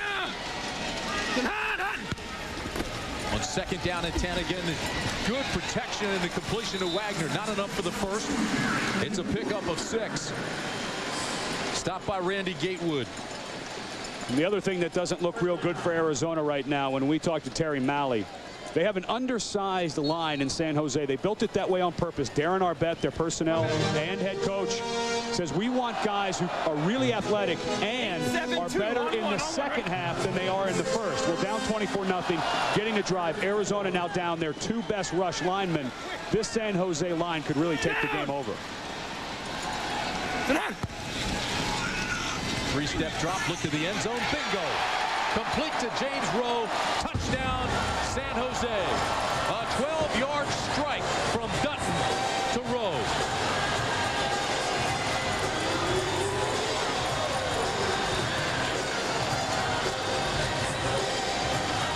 What are you going to do now? You picked on their best defender in Cecil Doggett, and you beat him for a touchdown. And if you are not familiar with the Arena Football League, do not think San Jose is going to back off. Even if they make this extra point and go to 31-0, they will continue to run their offense. There is no such thing as conservative football in the Arena League. You got to believe these fans are putting this one in the bank. Oh, they're going to stick around, though. They want to celebrate this franchise. One of the ones that is on the verge of being the best, and this game could put them there. SaberCats with a commanding lead, 31-0. There has never been a shutout in an Arena Bowl.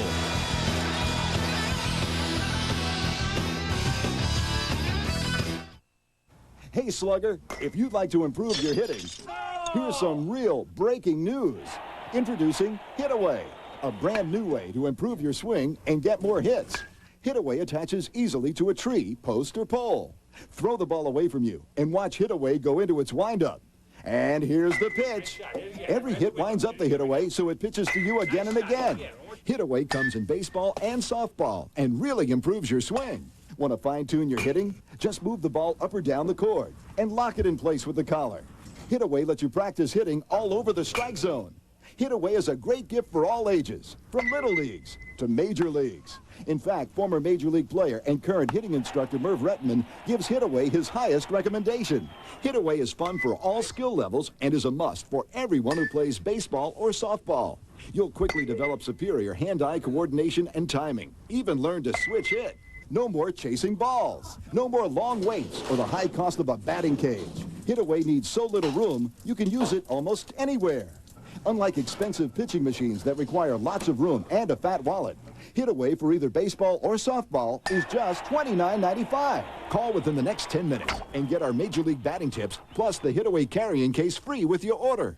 And Hitaway comes with a 100% satisfaction guarantee. If you don't see an improvement in your swing, timing, and batting average, simply return it for your money back.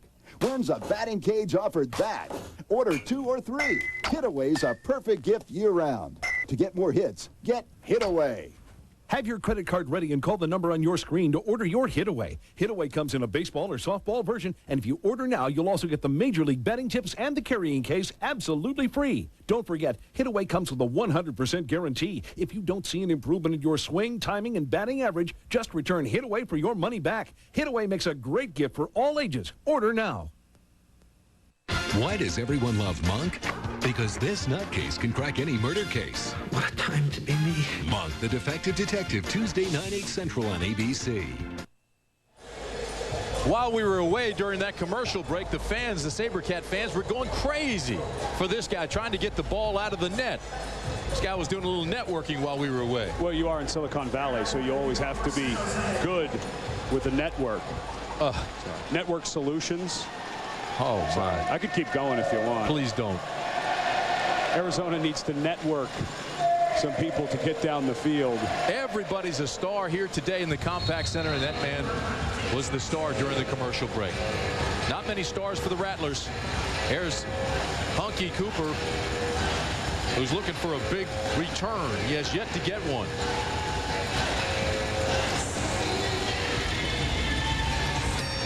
Low off the net. This is Cooper. Back to the 9, and again, terrific coverage by the SaberCats. Tackle made by Bob McMillen. He got there first and got some help from his friends. Bob McMillen, a long-time Arizona Rattler, which kind of added to this rivalry. Darren Kenny in there at the nose guard, but Bob McMillen spent first 6 years of his career with the Arizona Rattlers, has a ring from the '97 Arena Bowl. One of those guys been around this league for a long time, came to San Jose, and he's making the most of it. All right, here we go. Let's see the sense of urgency now for the Rattlers. First down and 10. Going deep, has a man. It's Bryant down to the 15-yard line. Wendell Davis was beaten and whistle blow. Yes, we heard a whistle. Bryant tries to carry it in, but that's a very big positive for Arizona, a pickup of 28. And there's the adjustment Danny White obviously made at halftime. This is what's called one weak motion, where the receiver to the weak side goes in that high motion. Usually you don't have your best guy. Wendell Davis is more of a space player, not as good up on the line of scrimmage. But this throw by Bonner, if he leads Bryant more to the inside, that's an easy touchdown. Not a great throw. I'm not sure he went out. That sideboard's in play. Bonner again going to the corner, incomplete. Intended for Maurice Bryant. Clevan Thomas was the defender, and they're having words. I think that Danny needs to continue to come back and work the short side of the field. It's Barry Wagner, and he's going to cheat inside, but Clevan Thomas just so physical. You have two defenders up in the faces of the receivers on the wide side of the field. If you're in your regular set, I think they need to keep working that short side and try to use motion, because they're getting jammed on the line of scrimmage to the two receiver side, and they can't get off the line. Clevan Thomas disappointed he wasn't selected in the NFL, but he's getting looks now. Second down and 10 for Bonner. Overthrown, and again Thomas and Bryant have words. We go all the way back to week 4 when Clevan Thomas, when he showed up, they weren't quite sure what type of player they had, and during camp they allowed him to do what's called catch high motion, which means when the receiver is coming towards the line of scrimmage, he stands right on the line of scrimmage and absorbs him and his energy.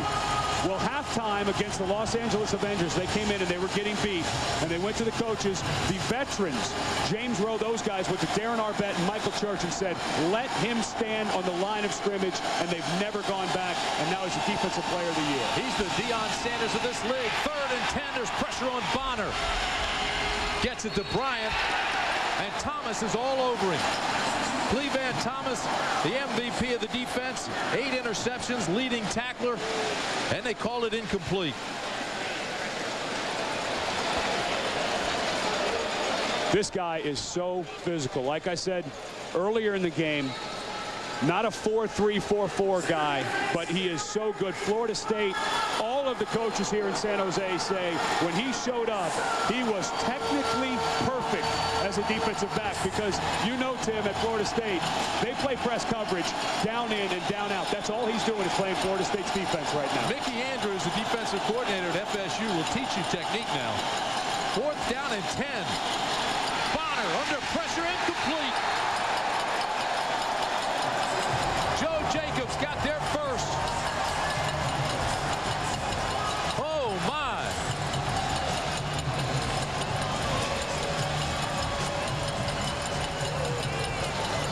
Things have gotten so bad for Arizona. Cedric Bonner, who is a lefty, and these routes taking forever to develop. Here comes the pressure. He actually has to throw this ball with his right hand.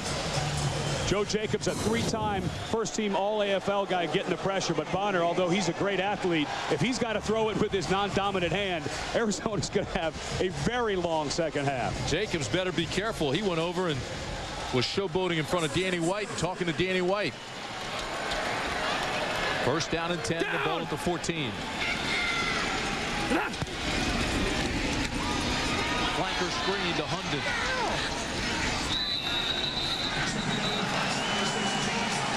Joe Birch tries to throw Hunden into the bench. Boy, this is an amazing display. San Jose, the best offensive team, 62.7 points per game, the second best all time in the Arena League. And Doug Plank's defense doing everything they can, but offensively, Arizona is just getting stuffed. We go left rotate. A lot of frustration showing now for Arizona. 2nd down and 6 at the 18. Down! Sit hard, hot!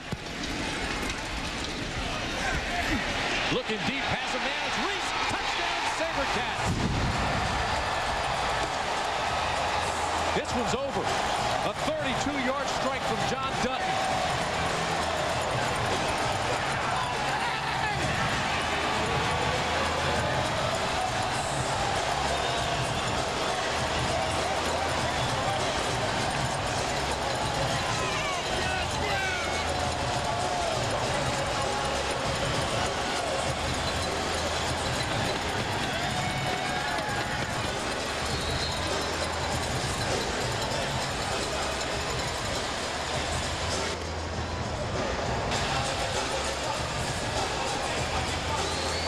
So Darren Alcorn comes on to add to the embarrassment. Kick it ready, kick it ready.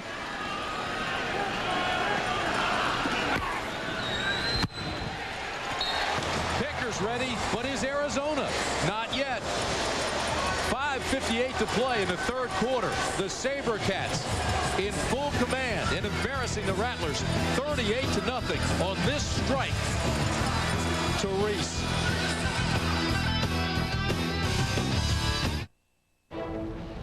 The Icebreaker Olatak is powered by 6 diesel engines.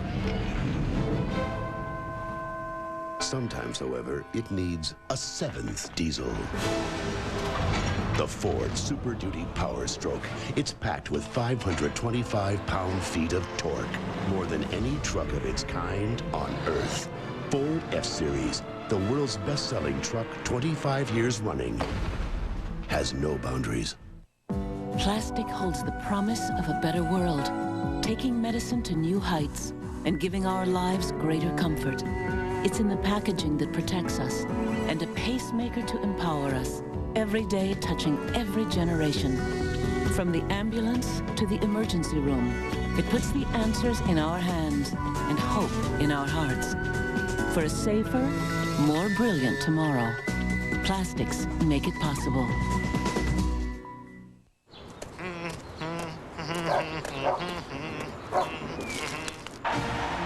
Texas Tech, Ohio State, Saturday, 2:30 Eastern on ABC. The family reunion you can't miss. Mom's alive. Mother and daughter will meet again. You must have known that this day would come.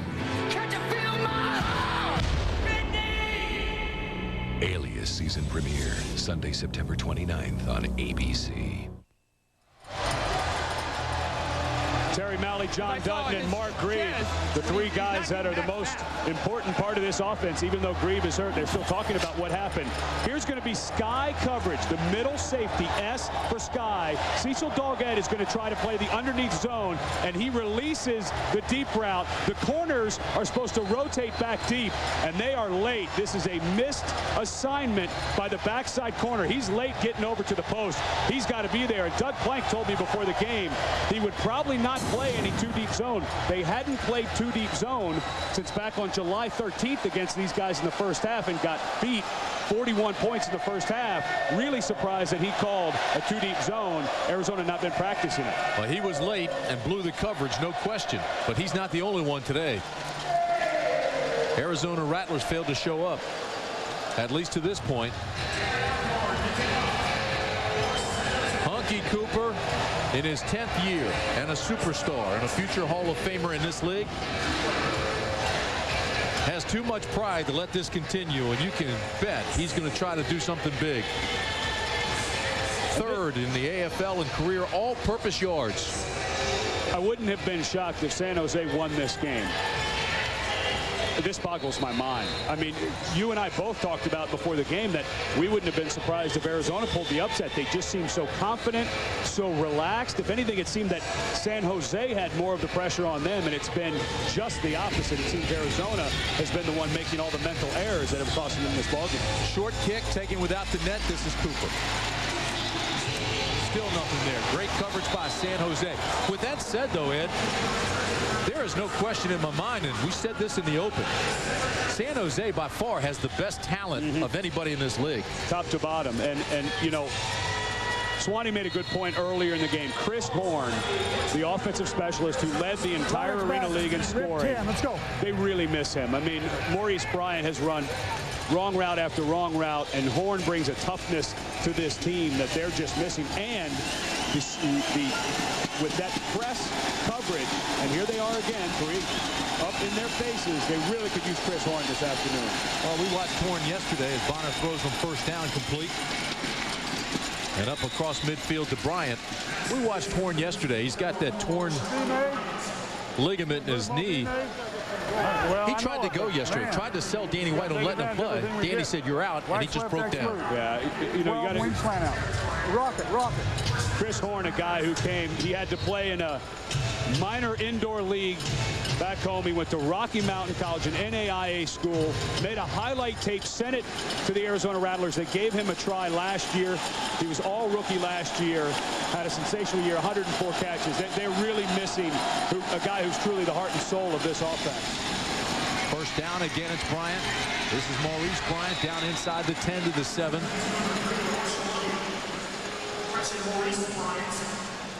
Well, anytime you lose Chris Horn, who's your leading receiver and your leading scorer, huge loss. Over 1,000 career AFL points. Okay, yeah, look at this. Back to July 13th. Left trips. Orlando over San Antonio. Excuse me, June 13th. For the last shutout. I don't think it's going to happen. Arizona has a little something going here, but Darren Arbet, his defense, Michael Church, a sensational game. Not only the last shutout, the only shutout. And that's not just the Arena Bowl, that's the Arena League.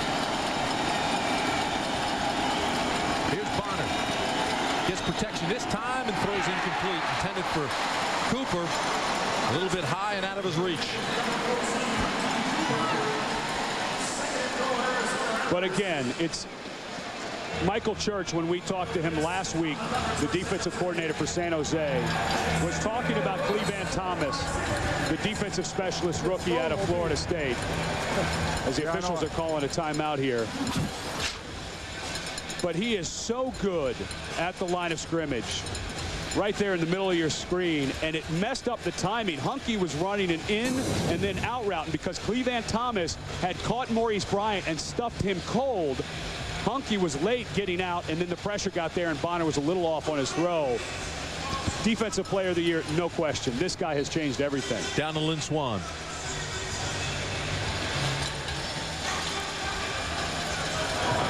Hey, Chris, I got to talk to you. Obviously, you are missed. Hunky Cooper. Hunky, of course, if you're wondering about that name while we get Swanee squared away with that microphone. His real name is Hernandez, but his 8 older brothers and sisters used to call him Hunk because of his muscle. Here's a pass to Bryant down to the 1 and down near the goal line.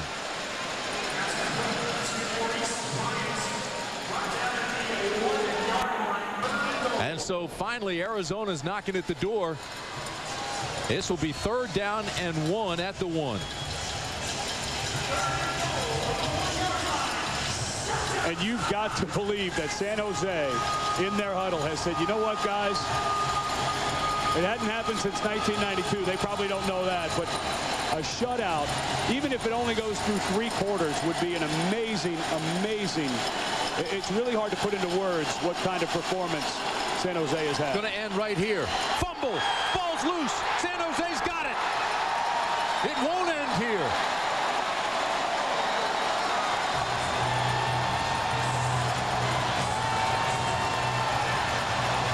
Omarr Smith came up with a loose ball and another stop for the SaberCats.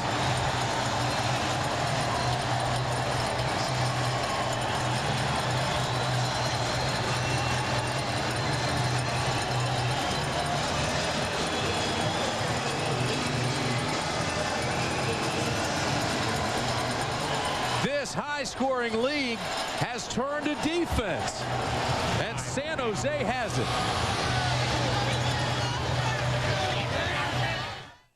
There are many good reasons to get a home security system from ADT. We're home. This is where we live. Some smaller than others. So it's no surprise that more Americans choose ADT to help protect their homes than any other company. We're always there with the most sophisticated technology and skilled professionals, helping to keep you safe from burglary, fire, flood, even carbon monoxide. ADT blankets your home with an invisible wall of protection. And now you can get ADT installed from just $99. Call 800-ADT-ASAP or an ADT authorized dealer. You could also save up to 20% off your basic homeowner's insurance. At ADT, we give you more than a security system. We give you a feeling of security, no matter what. Yeah, he's got you. Call now and get ADT installed from just $99, plus up to 20% off your basic homeowner's insurance. ADT, always there. The Icebreaker Olatak is powered by 6 diesel engines. Sometimes, however, it needs a 7th diesel. The Ford Super Duty Power Stroke. It's packed with 525 pound-feet of torque, more than any truck of its kind on Earth. Ford F-Series, the world's best-selling truck 25 years running, has no boundaries.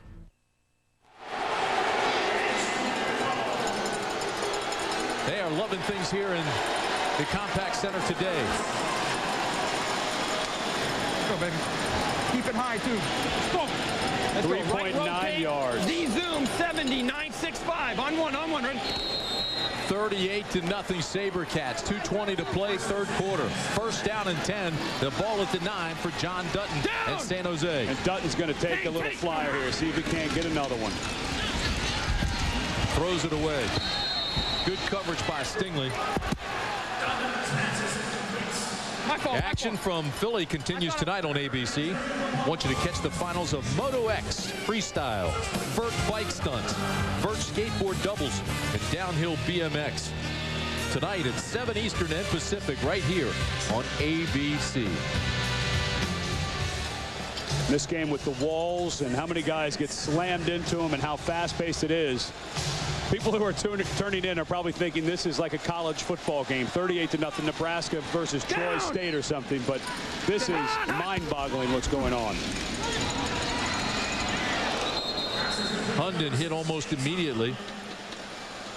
The difference is when we did the national championship game in January in the Rose Bowl, Keith Jackson and I had the feeling that the game was over when Miami got that huge lead on Nebraska. In this league, you would think not, but it is. And Hunky Cooper, if there's one thing that Hunky will do until the bitter end, he had a drop ball earlier, which is not like him. He will play hard. A guy who came into this league as an offensive specialist, which is kind of the star wide receiver, has turned into one fine Jack linebacker. Third down and 7, the first sack. There's a holding call against Arizona defensively, held up the receiver, and that's why Dutton was sacked. And he felt it. He's slow getting up.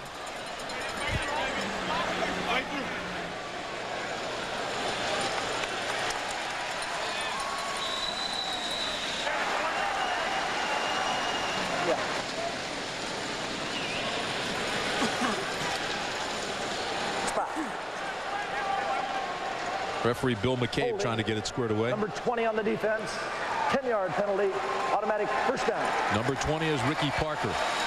And because he held the receiver, Dutton had nowhere to go with the ball and was sacked. Well, there's an old rule. They got the wrong guy. That was definitely not number 20. That was 24, Derek Stingley, who's called for the hold. But he was whipped at the line of scrimmage. And you teach defensive backs in this league, if you are getting beat, grab something. 10 yards, a whole lot better than 6 more points. You know what? That was Stingley, but it was Parker who was holding the receiver on the other side where Dutton was looking. They could have gotten either one of them. Pick and choose. Parker looks like he's been held a few times, back of his jersey all ripped up. He's had a little rough afternoon. They'll go back, watch this film, correct a few things, go into next year wiser from the experience, hopefully. So it'll be first down and 10. The ball at the 22. Let's run them off. Let's score on a run. Shoot, we're out in the middle of the field. Let's go left wing zoom. 37 toss. On one, right? Try to run the football. Why not, he says. In the middle of the field, let's give it a shot. First down. This is Williams. And Williams goes into the board hard. Wow. Hunky Cooper made the stop and comes up smiling. And James Williams, they list him as a rookie in the Arena League. He played 10 years in the NFL. He was drafted in 1990 by the New Orleans Saints as a linebacker. But when he went to Mississippi State, he was a running back. So he's very used to having the ball in his hands from when he was in high school. 3 quarters in the history books. San Jose 38-0. ABC Sports presentation of ArenaBowl 16 will return after this message and a word from our ABC stations.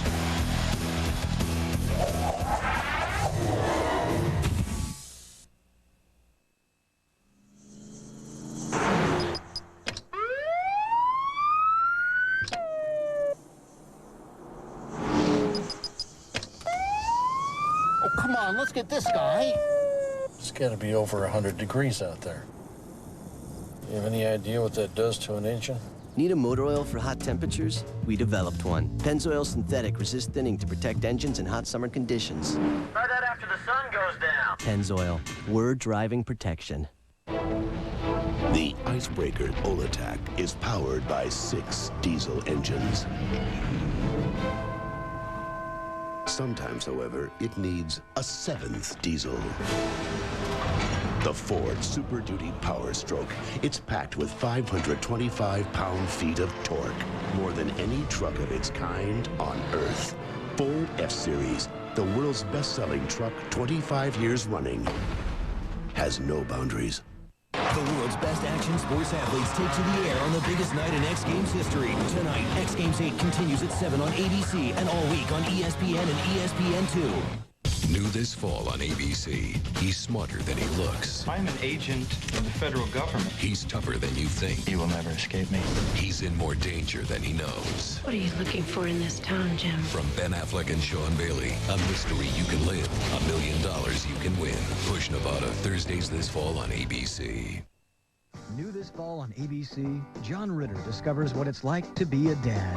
Do not drop us off up front. After we walk away, do not roll down the window and shout something out after us. And don't ever say you're welcome, like you're making some sort of brilliant point, because we didn't say thank you. Bridgie, Hair Bear, you forgot your lunches. You're welcome. 8 Simple Rules for Dating My Teenage Daughter. A new comedy. Tuesdays, 8, 7 Central this fall on ABC. It started out as a little shop in downtown Kent. Hi, folks. Dan Deerdorf here for my friends at the Kempthorne Auto Mall. In 1938, J.O. Kempthorne founded Kempthorne Motors. A few thousand handshakes later, Kempthorne Motors is now Northeast Ohio's largest auto mall, featuring 10 of the world's finest auto manufacturers and special amenities like the Pennzoil Quick Lube, Curbside Cafe, and Specialty Boutique. Visit the Kempthorne Auto Mall. It's really a different kind of place. Of course, it's always been a different kind of place, even when I used to work here. Watch Toyota Sports Sunday tonight at 11:30 on News Channel 5. You're watching ABC's Wide World of Sports.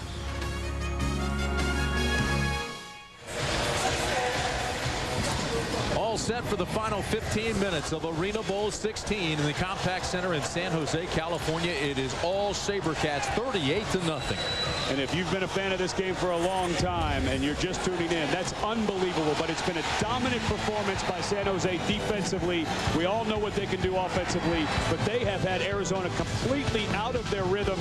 James Reese right there knocks the ball loose from Bo Kelly, and it's Bo Kelly, a 7-year veteran, Hunky Cooper, a 10-year veteran. Even the guys who've been around for a long time for Arizona are absolutely stymied by this great effort San Jose has put up on the defensive side of the ball. Well, the celebration has already started here. The fans of the SaberCats love this. They're going crazy. This is the first time San Jose has ever been in the ArenaBowl, and they're going to be 1-for-1, leading 38-0 with 15 left. Dutton loses the ball, but there are flags everywhere. Looked like Joe Birch And Ken Talanoa jumped. Boy, those officials were late on that whistle. Talanoa was what they call unabated to the quarterback. They need to blow that whistle early, because if you don't blow the whistle, then you've got to allow that fumble, because Dutton clearly fumbled that ball as he was trying to scramble out of it. They should have blown the whistle much earlier. Number 95 on the defense, offside. 5-yard penalty. Repeat the first down. And I will tell you this, Darren Arbet, the head coach of San Jose, came off the bench out on the field and started having words, because it was that kind of hit in July from Arizona that took his quarterback, this league's MVP, Mark Grieb, out of this game and out for the season. The difference between that play and this play, though, Stacey Evans was drawn offsides because the entire offensive line flinched. This time Talanoa just jumped. It was unabated. They should have blown that dead much earlier than they did. Most emotion I've seen from Arbet in a long time. This is McMillen rumbling around the side, running over guys, and into the end zone. There are flags. Touchdown, McMillen. We'll wait to see what the flag is about. And it is holding. Bring it back.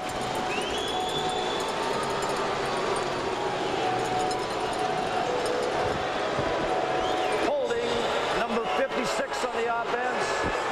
10-yard penalty. Repeat the second down. Wow. They got Joe Jacobs, a 7th-year guy out of Utah State, on a toss sweep. Here he is right here. Let's take a look and see. Looks pretty clean there. Yeah. As soon as you're allowed to have those hands inside the frame, it's the same as NFL and college. You're allowed to have the hands inside that frame, but as soon as that defender gets away from your frame, if you impede his progress, that's holding. That's actually a really nice call by the official. So it'll bring up 2nd down and 6 at the 24.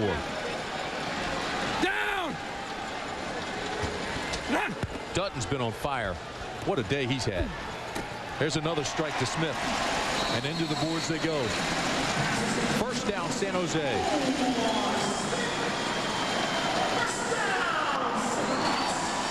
Tomorrow night, join Al Michaels and John Madden in Denver for a Monday Night Football preseason special, and we hope they have a better game than we had today. Jeff Garcia and Garrison Hurst lead the 49ers against Brian Griese and the Broncos. Tomorrow night, live, 8 Eastern, 5 Pacific on ABC. Terrell Davis, you've heard about that as he retires. Brian Griese, the pressure on him this year. A lot going on for Al Michaels and John Madden. Monday Night Football right here on ABC. Well, you can't say enough about John Dutton and the string that he has put together in the playoffs since the second half of Tampa Bay. Dutton has all day and throws into the end zone, and there you go, London, but he was held by Gatewood. The back judge wasn't going to call that, unbelievably, so the side judge had to call the obvious interference by Randy Gatewood. Number 17 on the defense.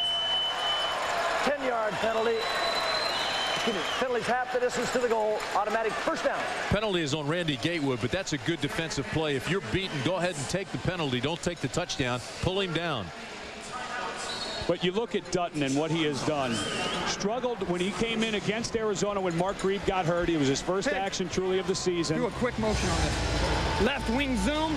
37 toss. First down, right? I think John Dutton saw something. He wants a real quick motion on this. Well, he doesn't want the defense to be able to adjust and be able to see something and adjust to it. They're going to. Here's the short motion. Here comes McMillen. He's a load, folks. Down inside the 2 to the 1. He's down there. Ball's loose, but they called him down. They'll mark it at the 1. But if you go back, John Dutton came in when Mark Grieb got hurt.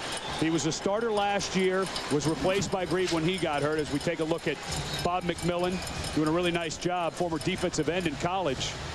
Still high-kneed. He had a major knee injury back in '95 with Arizona that he came back from. But Dutton has been on such a tear that you were talking about. 36 slant on one, right? And I think a guy like John Dutton's got to get a look from the NFL. You know, a lot of these NFL teams, I think, neglect the fact that at least these guys are playing. They're not on the practice squad somewhere, and they should give them a shot. Big old 6'2", 255-pound Bob McMillen bulls his way in. This is his NFL.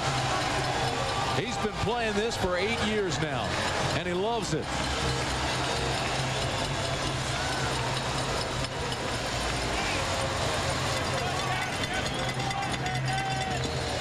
Bob McMillen, 8 years in the AFL, his first 6 with the Arizona Rattlers.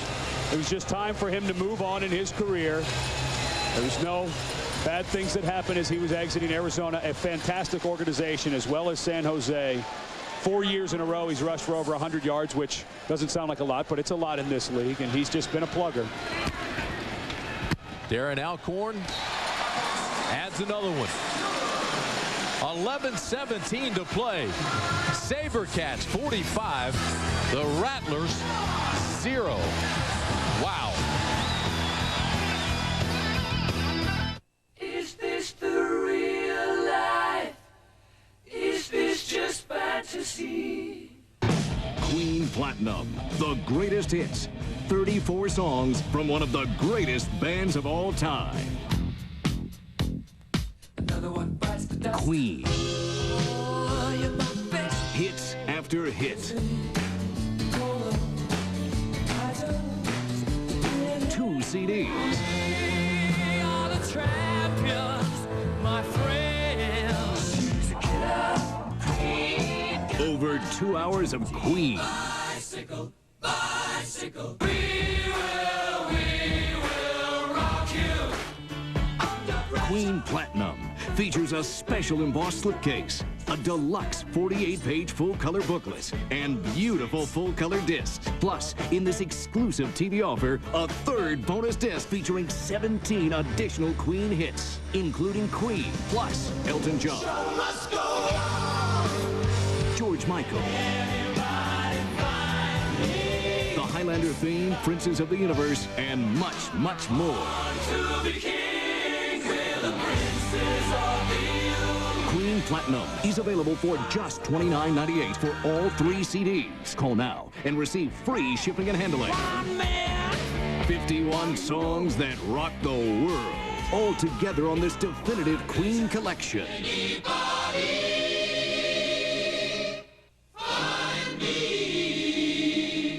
Queen Platinum, all their greatest hits, all for you through this exclusive TV offer. To order Queen Platinum, their greatest hits, call the number on your screen or send $29.98 for 3 CDs with absolutely free shipping and handling to the address shown. Call now. Rush delivery is available. 2 touchdown catches by James Hunden. A couple of touchdown catches by Rowe and Reese. Wagner and McMillan ran their touchdowns in. And it's been lopsided the entire way. 45-0 SaberCats over the Rattlers. 11:17 to play in this ArenaBowl. Alcorn prepares to kick. And once again, Hunky Cooper, who hasn't had much space today, awaits the kick. This is Cooper. He was down. And right now we'll go down to the field to Lynn Swan. Thank you very much, Tim. I'm with Chris Horn. Chris, it's an unbelievable performance by San Jose. Are we missing something? Is there a reason that you can see that Arizona's not playing well? No, we lost control of the game early, and to San Jose's credit, they've really they've got after our quarterback, and it's fouled up the timing of our offense, and that's the best I can tell from here. As we watch these guys take this play, was anything done differently offensively because you weren't in this ball game? No. Our guys, we got a talented football team, and there's nothing different. These guys are good players, and they're going out there and they're going to finish this game as hard as they can. We know it was emotional for you. When you were out there, there's a player down in the field. But we know it was emotional for you yesterday during practice. You tried to go on your leg. You couldn't go. Coach White told you you wouldn't be suiting up. Was there anything you could tell the players in terms of trying to inspire them to play better this afternoon? Well, after practice was over yesterday, I just spoke to the guys, and I just said, I'd be there if I could. I'd be out there fighting with you if I could, but I'm not able to do that, so I asked them to go out there and do the best they could. Chris, thank you very much. Tim, Chris had 104 catches and 29 touchdowns. The next closest guy to him in this football team had 44 catches and 15. That's a lot to make up for in a championship game. Lynn, you're so right. He's the leading receiver, leading scorer, over 1,000 career AFL points. As you saw on the screen, 12 catches against Carolina, then hurt his knee, his right knee, tore that medial collateral against Chicago, and they certainly do miss him. And that's Bob McMillen down. You'd hate to see in a game that's completely out of hand and nearly over a guy get an injury that may affect him going into next season. But really, that's been the story. Chris Horn, take away all the numbers and everything else. He's a 5'11", 200-pound ball of muscle. He's so physical. They can use him running the ball. He would have been really, I think, a big difference for Arizona today against that press coverage because of how physical he is. Well, while they work on McMillen and as Danny White looks on, we'll take a break. We'll be back.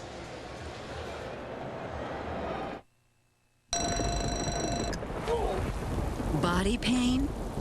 Back pain? Now relief is just a shuffle away.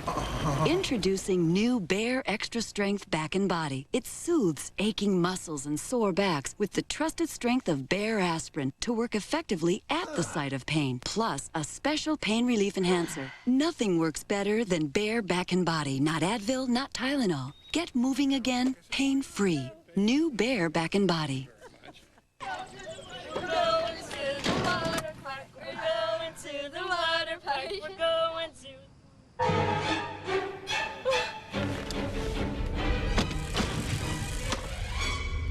Ready or not, you're going back to school. But with Gateway's Power Up for School sales event, going back is easy because you can get great deals on powerful desktops at incredibly low prices and get a $100 mail-in rebate on all PCs in stock. You gotta go, so get to your Gateway store today.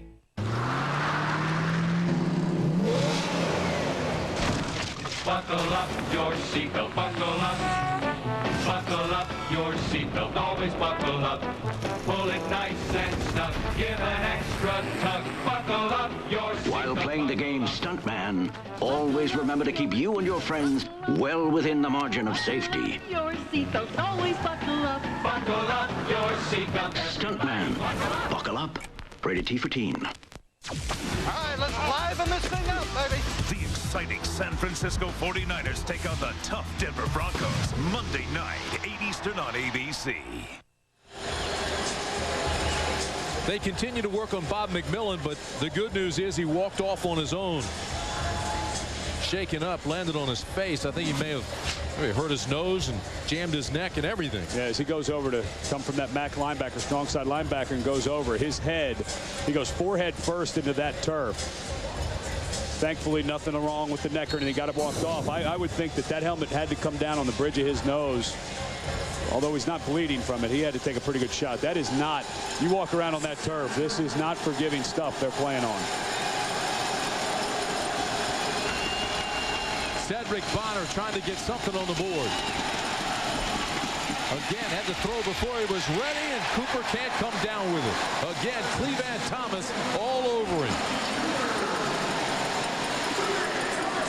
Really, this graphic, I think, puts into perspective how dominant this defense has been for San Jose. Clevan Thomas in great position. Notice the difference where he is aligned on Hunky Cooper. On his inside, so he only had one place to go. And Clevan Thomas and Omarr Smith and Jerry Reese, all these guys, what they have done to this Rattler offense. 53.5 points is their average, plus 1.5 turnovers. They have smoked this team from the outset. 3rd down and 3. It's got a guy. It's Bryant. Maurice Bryant is in for the touchdown, and Arizona's on the board. That time they beat Wendell Davis for a 30-yard score. And finally, the Rattlers are in the end zone.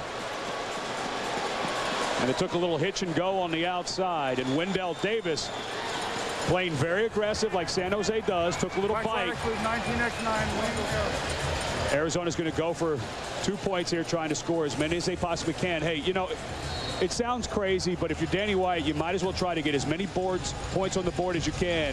Hope maybe something breaks your way. I mean, this game's in the books, but you might as well at least try. They like to go to Bo Kelly in this instant. We'll see. Here's your 2-point conversion attempt. And it's good to Hunky Cooper.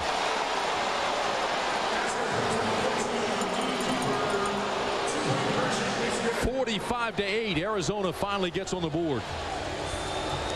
You have to go all the way back to June 26, 1992 at Sacramento for the lowest point total scored by Arizona. That was 16 points. So they are not even to that point yet. And this team has been coached and general managed by Danny White since its inception, October of 1991. He was named the head coach. Had tough duty as the Dallas Cowboys quarterback following Roger Staubach, and won 3 NFC East titles. Designed this offense. There's a hitch and go. And Wendell Davis just took a bad angle. He should have just run right into Bryant. Went over the top. He would have got the penalty, but at least it would have kept what could have been an amazing, amazing feat. If they were able to get a shutout in an Arena Bowl, it would have shocked the entire league at their dominance. This is the best team. San Jose was the best team all year in this league, but what they are doing to Arizona is just ridiculous.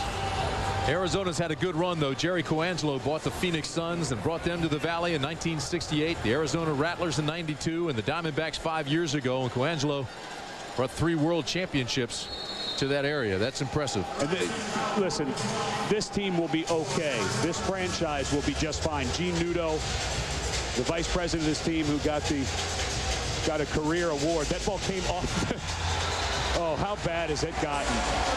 Kyle Pooler went to do an onside kick, and the ball Charlie Browned him. It fell off of the tee right before he kicked it. I can't. You have to go back and watch this film and just mark down all the little things that went wrong. But right before Kyle Pooler kicked that ball, it rolled off of the tee and he mishit it. Danny White can't believe it. No. Danny's thinking, when am I going to wake up? When is my alarm clock going to go off and get me out of this nightmare? Actually has a little smile on his face. Can you believe this? I mean, what can you do? Go for an onside kick and the ball falls off the tee right before you kick it. It's obviously not your day. No. Doug Plank is not laughing. Here's Wagner. Gets a block. Cuts across the green down inside the 5. Tackle made by Gaines. San Jose will try to melt the clock. We're down to 7:45 left in ArenaBowl 16. Clock continues to run until you get inside of 1 minute. So the way that you milk the clock is with your play clock. It's down to 14, 13 seconds right now. 35 slant. On one, ready? Speed just a little dive off to the left side to Kinsinger, the fullback. Down to 3 seconds on the play clock. Take the timeout. Not sure he wanted to take a timeout there, but it was almost forced into it. So that's San Jose's first. They've got 2 left. You talk about the role that John Dutton has been on. Really, it started in the second half against Tampa Bay in the quarterfinals. He threw an interception that got returned for a touchdown. And from that moment forward, this playoff run he has been on since that second half, bringing Tampa Bay back, and it continued into today, has been sensational. Dutton has gotten all the protection that he has needed. They've been great up front. He's got good touch on his balls, floats it over the top, and he throws the ball on time. He doesn't stand back there and pat the ball. Of course, it helps to have the bevy of talented receivers that he has, but don't take credit away from the role that he has been on. 19 of 25 today. Last week, another great game. He's been just absolutely sensational in the playoffs. Wow, look at those numbers. How about this team? 13-1 league record for wins. Beat Tampa Bay, then beat Orlando today. Handling Arizona. They'll go to 16-1. Here's Kinsinger.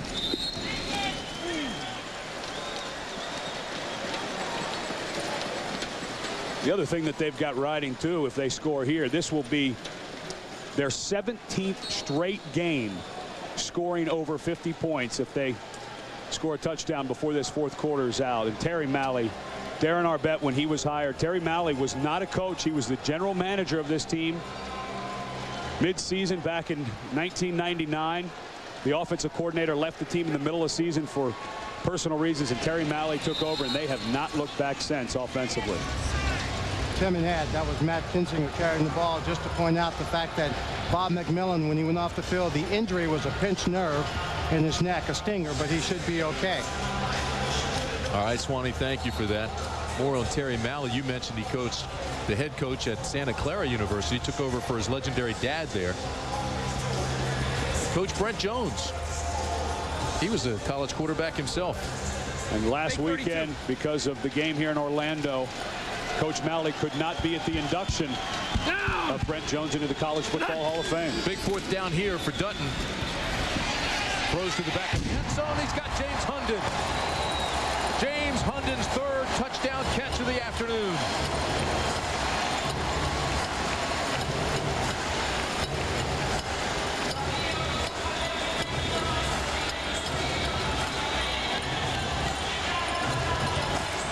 And the party continues at the Compaq Center.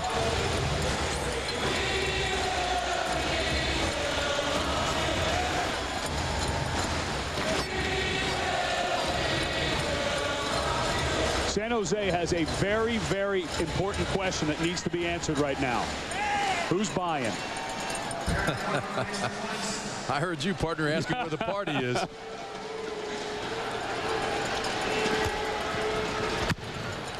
Extra point, splits the sticks. That's good. Add one more.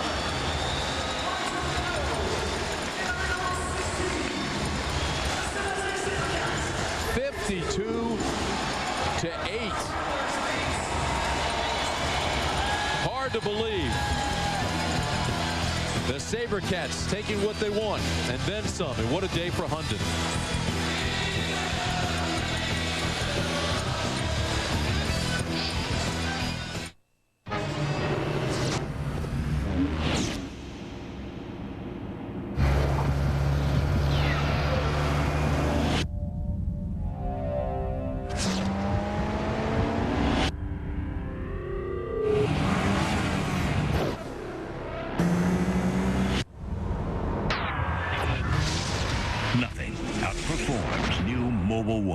Log on to our website and learn more about new Mobile One with Super SIN anti-wear technology.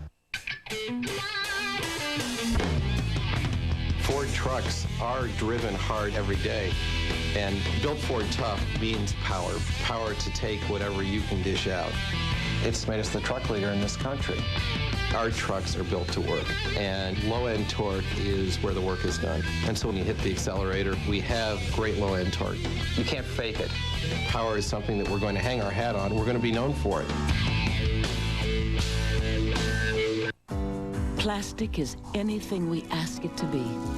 On the job, it's our helping hand for safety's sake in our working lives and forever evolving before our eyes.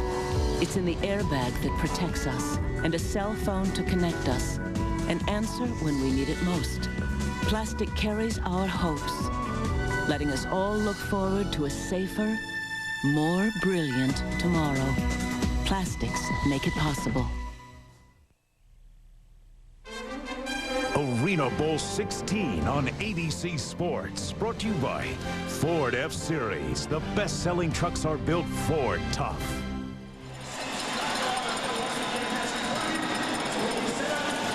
San Jose with 8 offensive possessions in this ball game and produced 7 touchdowns, 1 field goal, 8 for 8, even though you call a field goal a stop. You still want to argue with me about that, don't you? That's some kind of offensive production. And the Arizona Rattlers have run 34 plays and scored 8 points.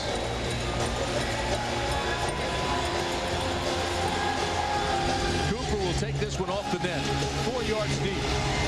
Explodes through a seam and then is knocked down at the 15-yard line. The 2002 NFL season kicks off on ESPN Thursday, September 5th at 8:30 Eastern Time. Jeff Garcia, Terrell Owens, and the San Francisco 49ers look to build on last year's success when they visit Michael Strahan and the New York Giants. Coverage begins with a special edition of NFL Countdown at 6:30 Eastern. ESPN and ABC, your exclusive home for prime time football. And of course, we're thrilled to have John Madden with Al Michaels on Monday night. Chris Hickson comes in to replace Cedric Bonner at quarterback. He's 1 for 1. Throws to Maurice Bryant, who gets outside, and Bryant down to the 10. Finally taken down by Wendell Davis. So a nice gain, 25-yard pickup, and Bryant now slow getting up. And you mentioned during the tease of the show that this league and some of the things that are going on. One of the things that they did 3 years ago was they started the AF2, the Arena Football League 2, and I've coached in that league for the last 2 years, really trying to spread this game around to some smaller markets. We were in Pensacola, Florida this year. Chris Hickson last year played for the Tallahassee Thunder. And a lot of coaches now, our starting quarterback down in Pensacola was Charlie Peterson, who started at BYU, didn't play much his senior year because of Brandon Doman. And I got a call from Danny White's agent saying, hey, we're trying to find this guy a place to play. And a lot of guys are going to that AF2 level, getting experience. And then when they come to this level, they're ready to go because this game is so much different for a lot of guys going both ways, quarterbacks. And it's a good place to go and get seasoned, and then you can come try your hand at the AF1. This is a great concept. The game is fun. The fans like it. It's affordable. It's fast. It keeps the ball in play. It's high scoring. And that's the reason that a lot of NFL owners now are getting into this. You and I both being Beltway boys. Back in 1987, I came home from school, and on Gatorade bottles, you could take it off and get in for $3 to see the Washington Commandos. I've been going to these games since 1987, and there is not one person who comes to one of these games and leaves unsatisfied with what they saw. This is a wonderful, wonderful product. If you come to a game, you will be hooked. Getting out the camcorder now. Time to immortalize this day. Jerry Jones has gotten a lot of accolades for the work he's done with his Dallas team that he has gotten. Daniel Snyder is going to pick up a team in Washington, and owner of the Redskins. And next week there's a tryout in Denver for the Colorado Crush, John Elway's new team. Pat Bowlen and John Elway got together, and they control that building out there. Laser 12 wing corner X look. Valuable experience for Chris Hickson right now. Even though it's mop-up duty, playing against the best team in the Arena League. And with Cedric Bonner in his 10th year and starting to get banged around a little bit, you wonder how much longer he's going to play this game. I have to tell you, this is bizarre, though. 52-8 in a game in a league where they score like crazy. Just lopsided. No one expected it. Already doing interviews on the sidelines, getting out the camcorders. Michael LaFalle gets another tackle. He was a draft pick of the Dallas Cowboys, 6'5", 299 in his third year. Still a young guy. And if you look at this line, there is no question why San Jose is the best team. All three guys. You've got a 5-year guy in the NFL with Frank Beatty. You've got a 3-year guy in the NFL with Ulafali and a 3-year guy with Williams in the NFL. That's pretty good front they've got standing up there against Arizona right now. No question about it. Hickson trying to get his name in the box score. Incomplete. The other thing is, you see these quarterbacks on a small field, and this is 1/4 of the normal size field. They have to read quickly. They have to react. They have to set up. It teaches them to do things so quickly and in rhythm. You saw what it did for Kurt Warner. Reed, 59. I was involved with the Arizona Rattlers for a long time. When I was playing with the Arizona Cardinals, I used to do their games in the summertime. Danny White said that he thinks it's harder for a guy to go from the big field to the small field than from the small field to the big field, just what you said. And if you watch Kurt Warner now, he still throws the ball a lot like he did in the arena game. Got to be like slow motion for him. Hickson again with time, now runs out of time and throws incomplete. This will be called on Ulafale. Personal foul for throwing Hickson to the ground.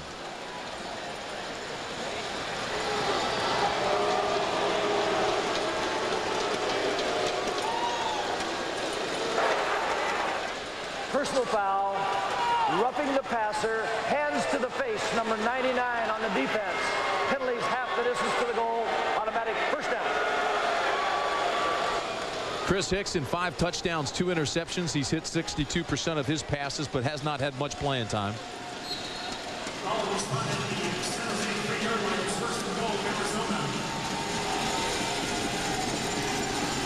Arizona leads this series 10-8, but San Jose's won 5 of the last 6 and ready to make it 6 out of the last 7.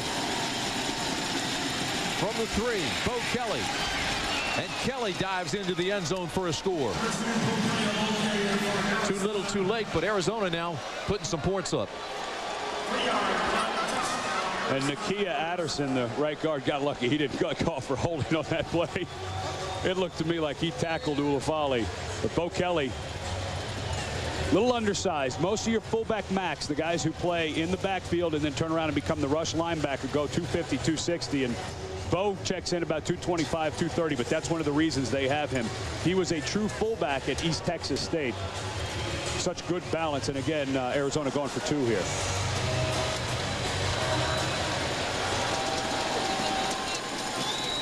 Cooper's the motion man. Throws it into the end zone, and Bryant can't hold on. Looked like a pretty well-designed play in the basketball pass. Guess who knocked it away? Clevan Thomas, who has been spectacular. Listen, this is an offensive game. I don't know who's going to be named the Arena Bowl MVP. If it's not somebody from San Jose's defense, and that guy is as good a case as any, something's wrong. 52-14. Our sweep to Bo Kelly. Well, that's great balance. But here's Clevan Thomas. This play looks like it's going to be on the 2-point conversion, and there's Thomas. That ball should have been caught. Again in there, though. You can't take away the difference that Clevan Thomas has made for this secondary, being able to play up on the line of scrimmage against that high motion. Can't say enough about Darren Arbet, the winningest coach in SaberCats history. He's been the coach of the year, and now he wants to win his first Arena League title. He'll put this one in his resume. Hey, Barry! This is what he wanted the most, the Arena Bowl win. And now he's got it. He can't hit it. He's going to step across. Darren, get ready. Western Division champs, the #1 seed, and now San Jose is 1:41 away from their first ever Arena Bowl victory. Another onside kick is set to take place. Instead, he squips it low, and this is Clevan Thomas.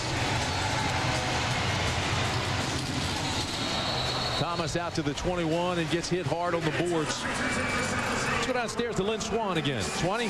Thank you, Tim. I'm with Mark Grieb, the league MVP. Congratulations. You got the bad shoulder. You couldn't play in the playoffs, but John Dutton came in here, and he's played phenomenal. He played phenomenal today. You know, everybody played phenomenal. I mean, coaches did a great job preparing us all week, and then just the intensity of this game, it's like nothing else I've seen so far. You could not have expected this kind of ball game when you woke up this morning. You don't. You know, you sort of had a feeling we were going to break out at some point, you know, this year, because there's a kind of explosive team we have, but you don't expect this, and you know, I think Arizona played well, but boy, we're just explosive today. Scott Wood, now the quarterback. Yeah! Woo! Go ahead, Swanee. Dutton's now sitting on the sideline. You've got the second-team quarterback in there, but I noticed last week you and Dutton were kind of going at each other, brother. You were teasing each other. You seem to have kept loose this whole time. You know, I try to keep John loose throughout the game because, you know, I think he's in a tough situation, you know, coming in at the end of the year and trying to finish thing out, and there's a lot of pressure on his shoulders, but he's handled it really well, and I think, you know, we've had that sort of relationship all year long. It's a tremendous show. Congratulations to all of you guys for what you've done and what looks like a championship for the San Jose SaberCats. Thank you very much. Hey, Lynn, how about these numbers? You're talking about Dutton, 20 for 26 today, 236 yards, 5 touchdowns, and no interceptions. Spectacular. I would just love to be on the receiving end of a couple. Wow. He's been on the receiving end of more than a couple. Around the side they go. The clock continues to move. Under a minute now, so it'll stop with a dead ball. Tell Swanee to quit living the glory days.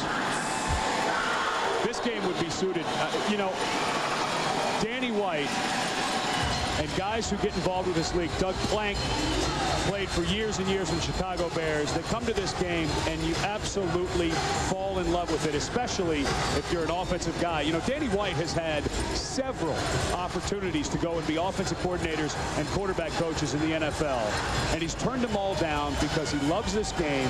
He has total control of the franchise, who gets to play, who doesn't get to play, who his players are, and he just doesn't want to give that up to go be an assistant somewhere in the NFL.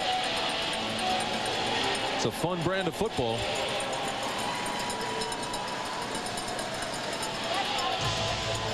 San Jose has now won 14 straight home games, 17 of the last 18. An incredible run. And Danny White who is one of the best game time adjustment coaches in the AFL, had no answers today. Scott Wood started 13 games for San Jose back in 1999. 45 touchdown passes that year. 38 seconds, 38. Reset the clock to 38 seconds. I don't know why. They've already doused the coach, and that means it's over. And you have to feel good for Terry Malley, the offensive coordinator for San Jose. He was one of the first hires of this organization back in 1995. Hired the first coach, Art Shell, who was the defensive coordinator for the reigning world champion Arizona Rattlers, which was a great hire. He's been around this thing from the start and built a really nice organization. They doused Darren Arbet, the coach, with the ice bucket. There's ice all over the field, and Swanee got drenched. Lynn Swanee got as much of it as Darren Arbet. I think Swanee's going into the dressing room. That'll do it, folks. 10 seconds left. We've got a new champion in the Arena Bowl. And it's the San Jose SaberCats. What a performance.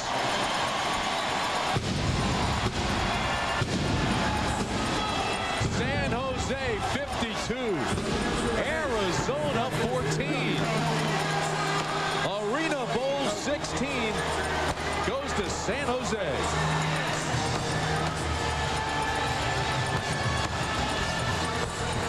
We'll be back for our post-game celebration right after this.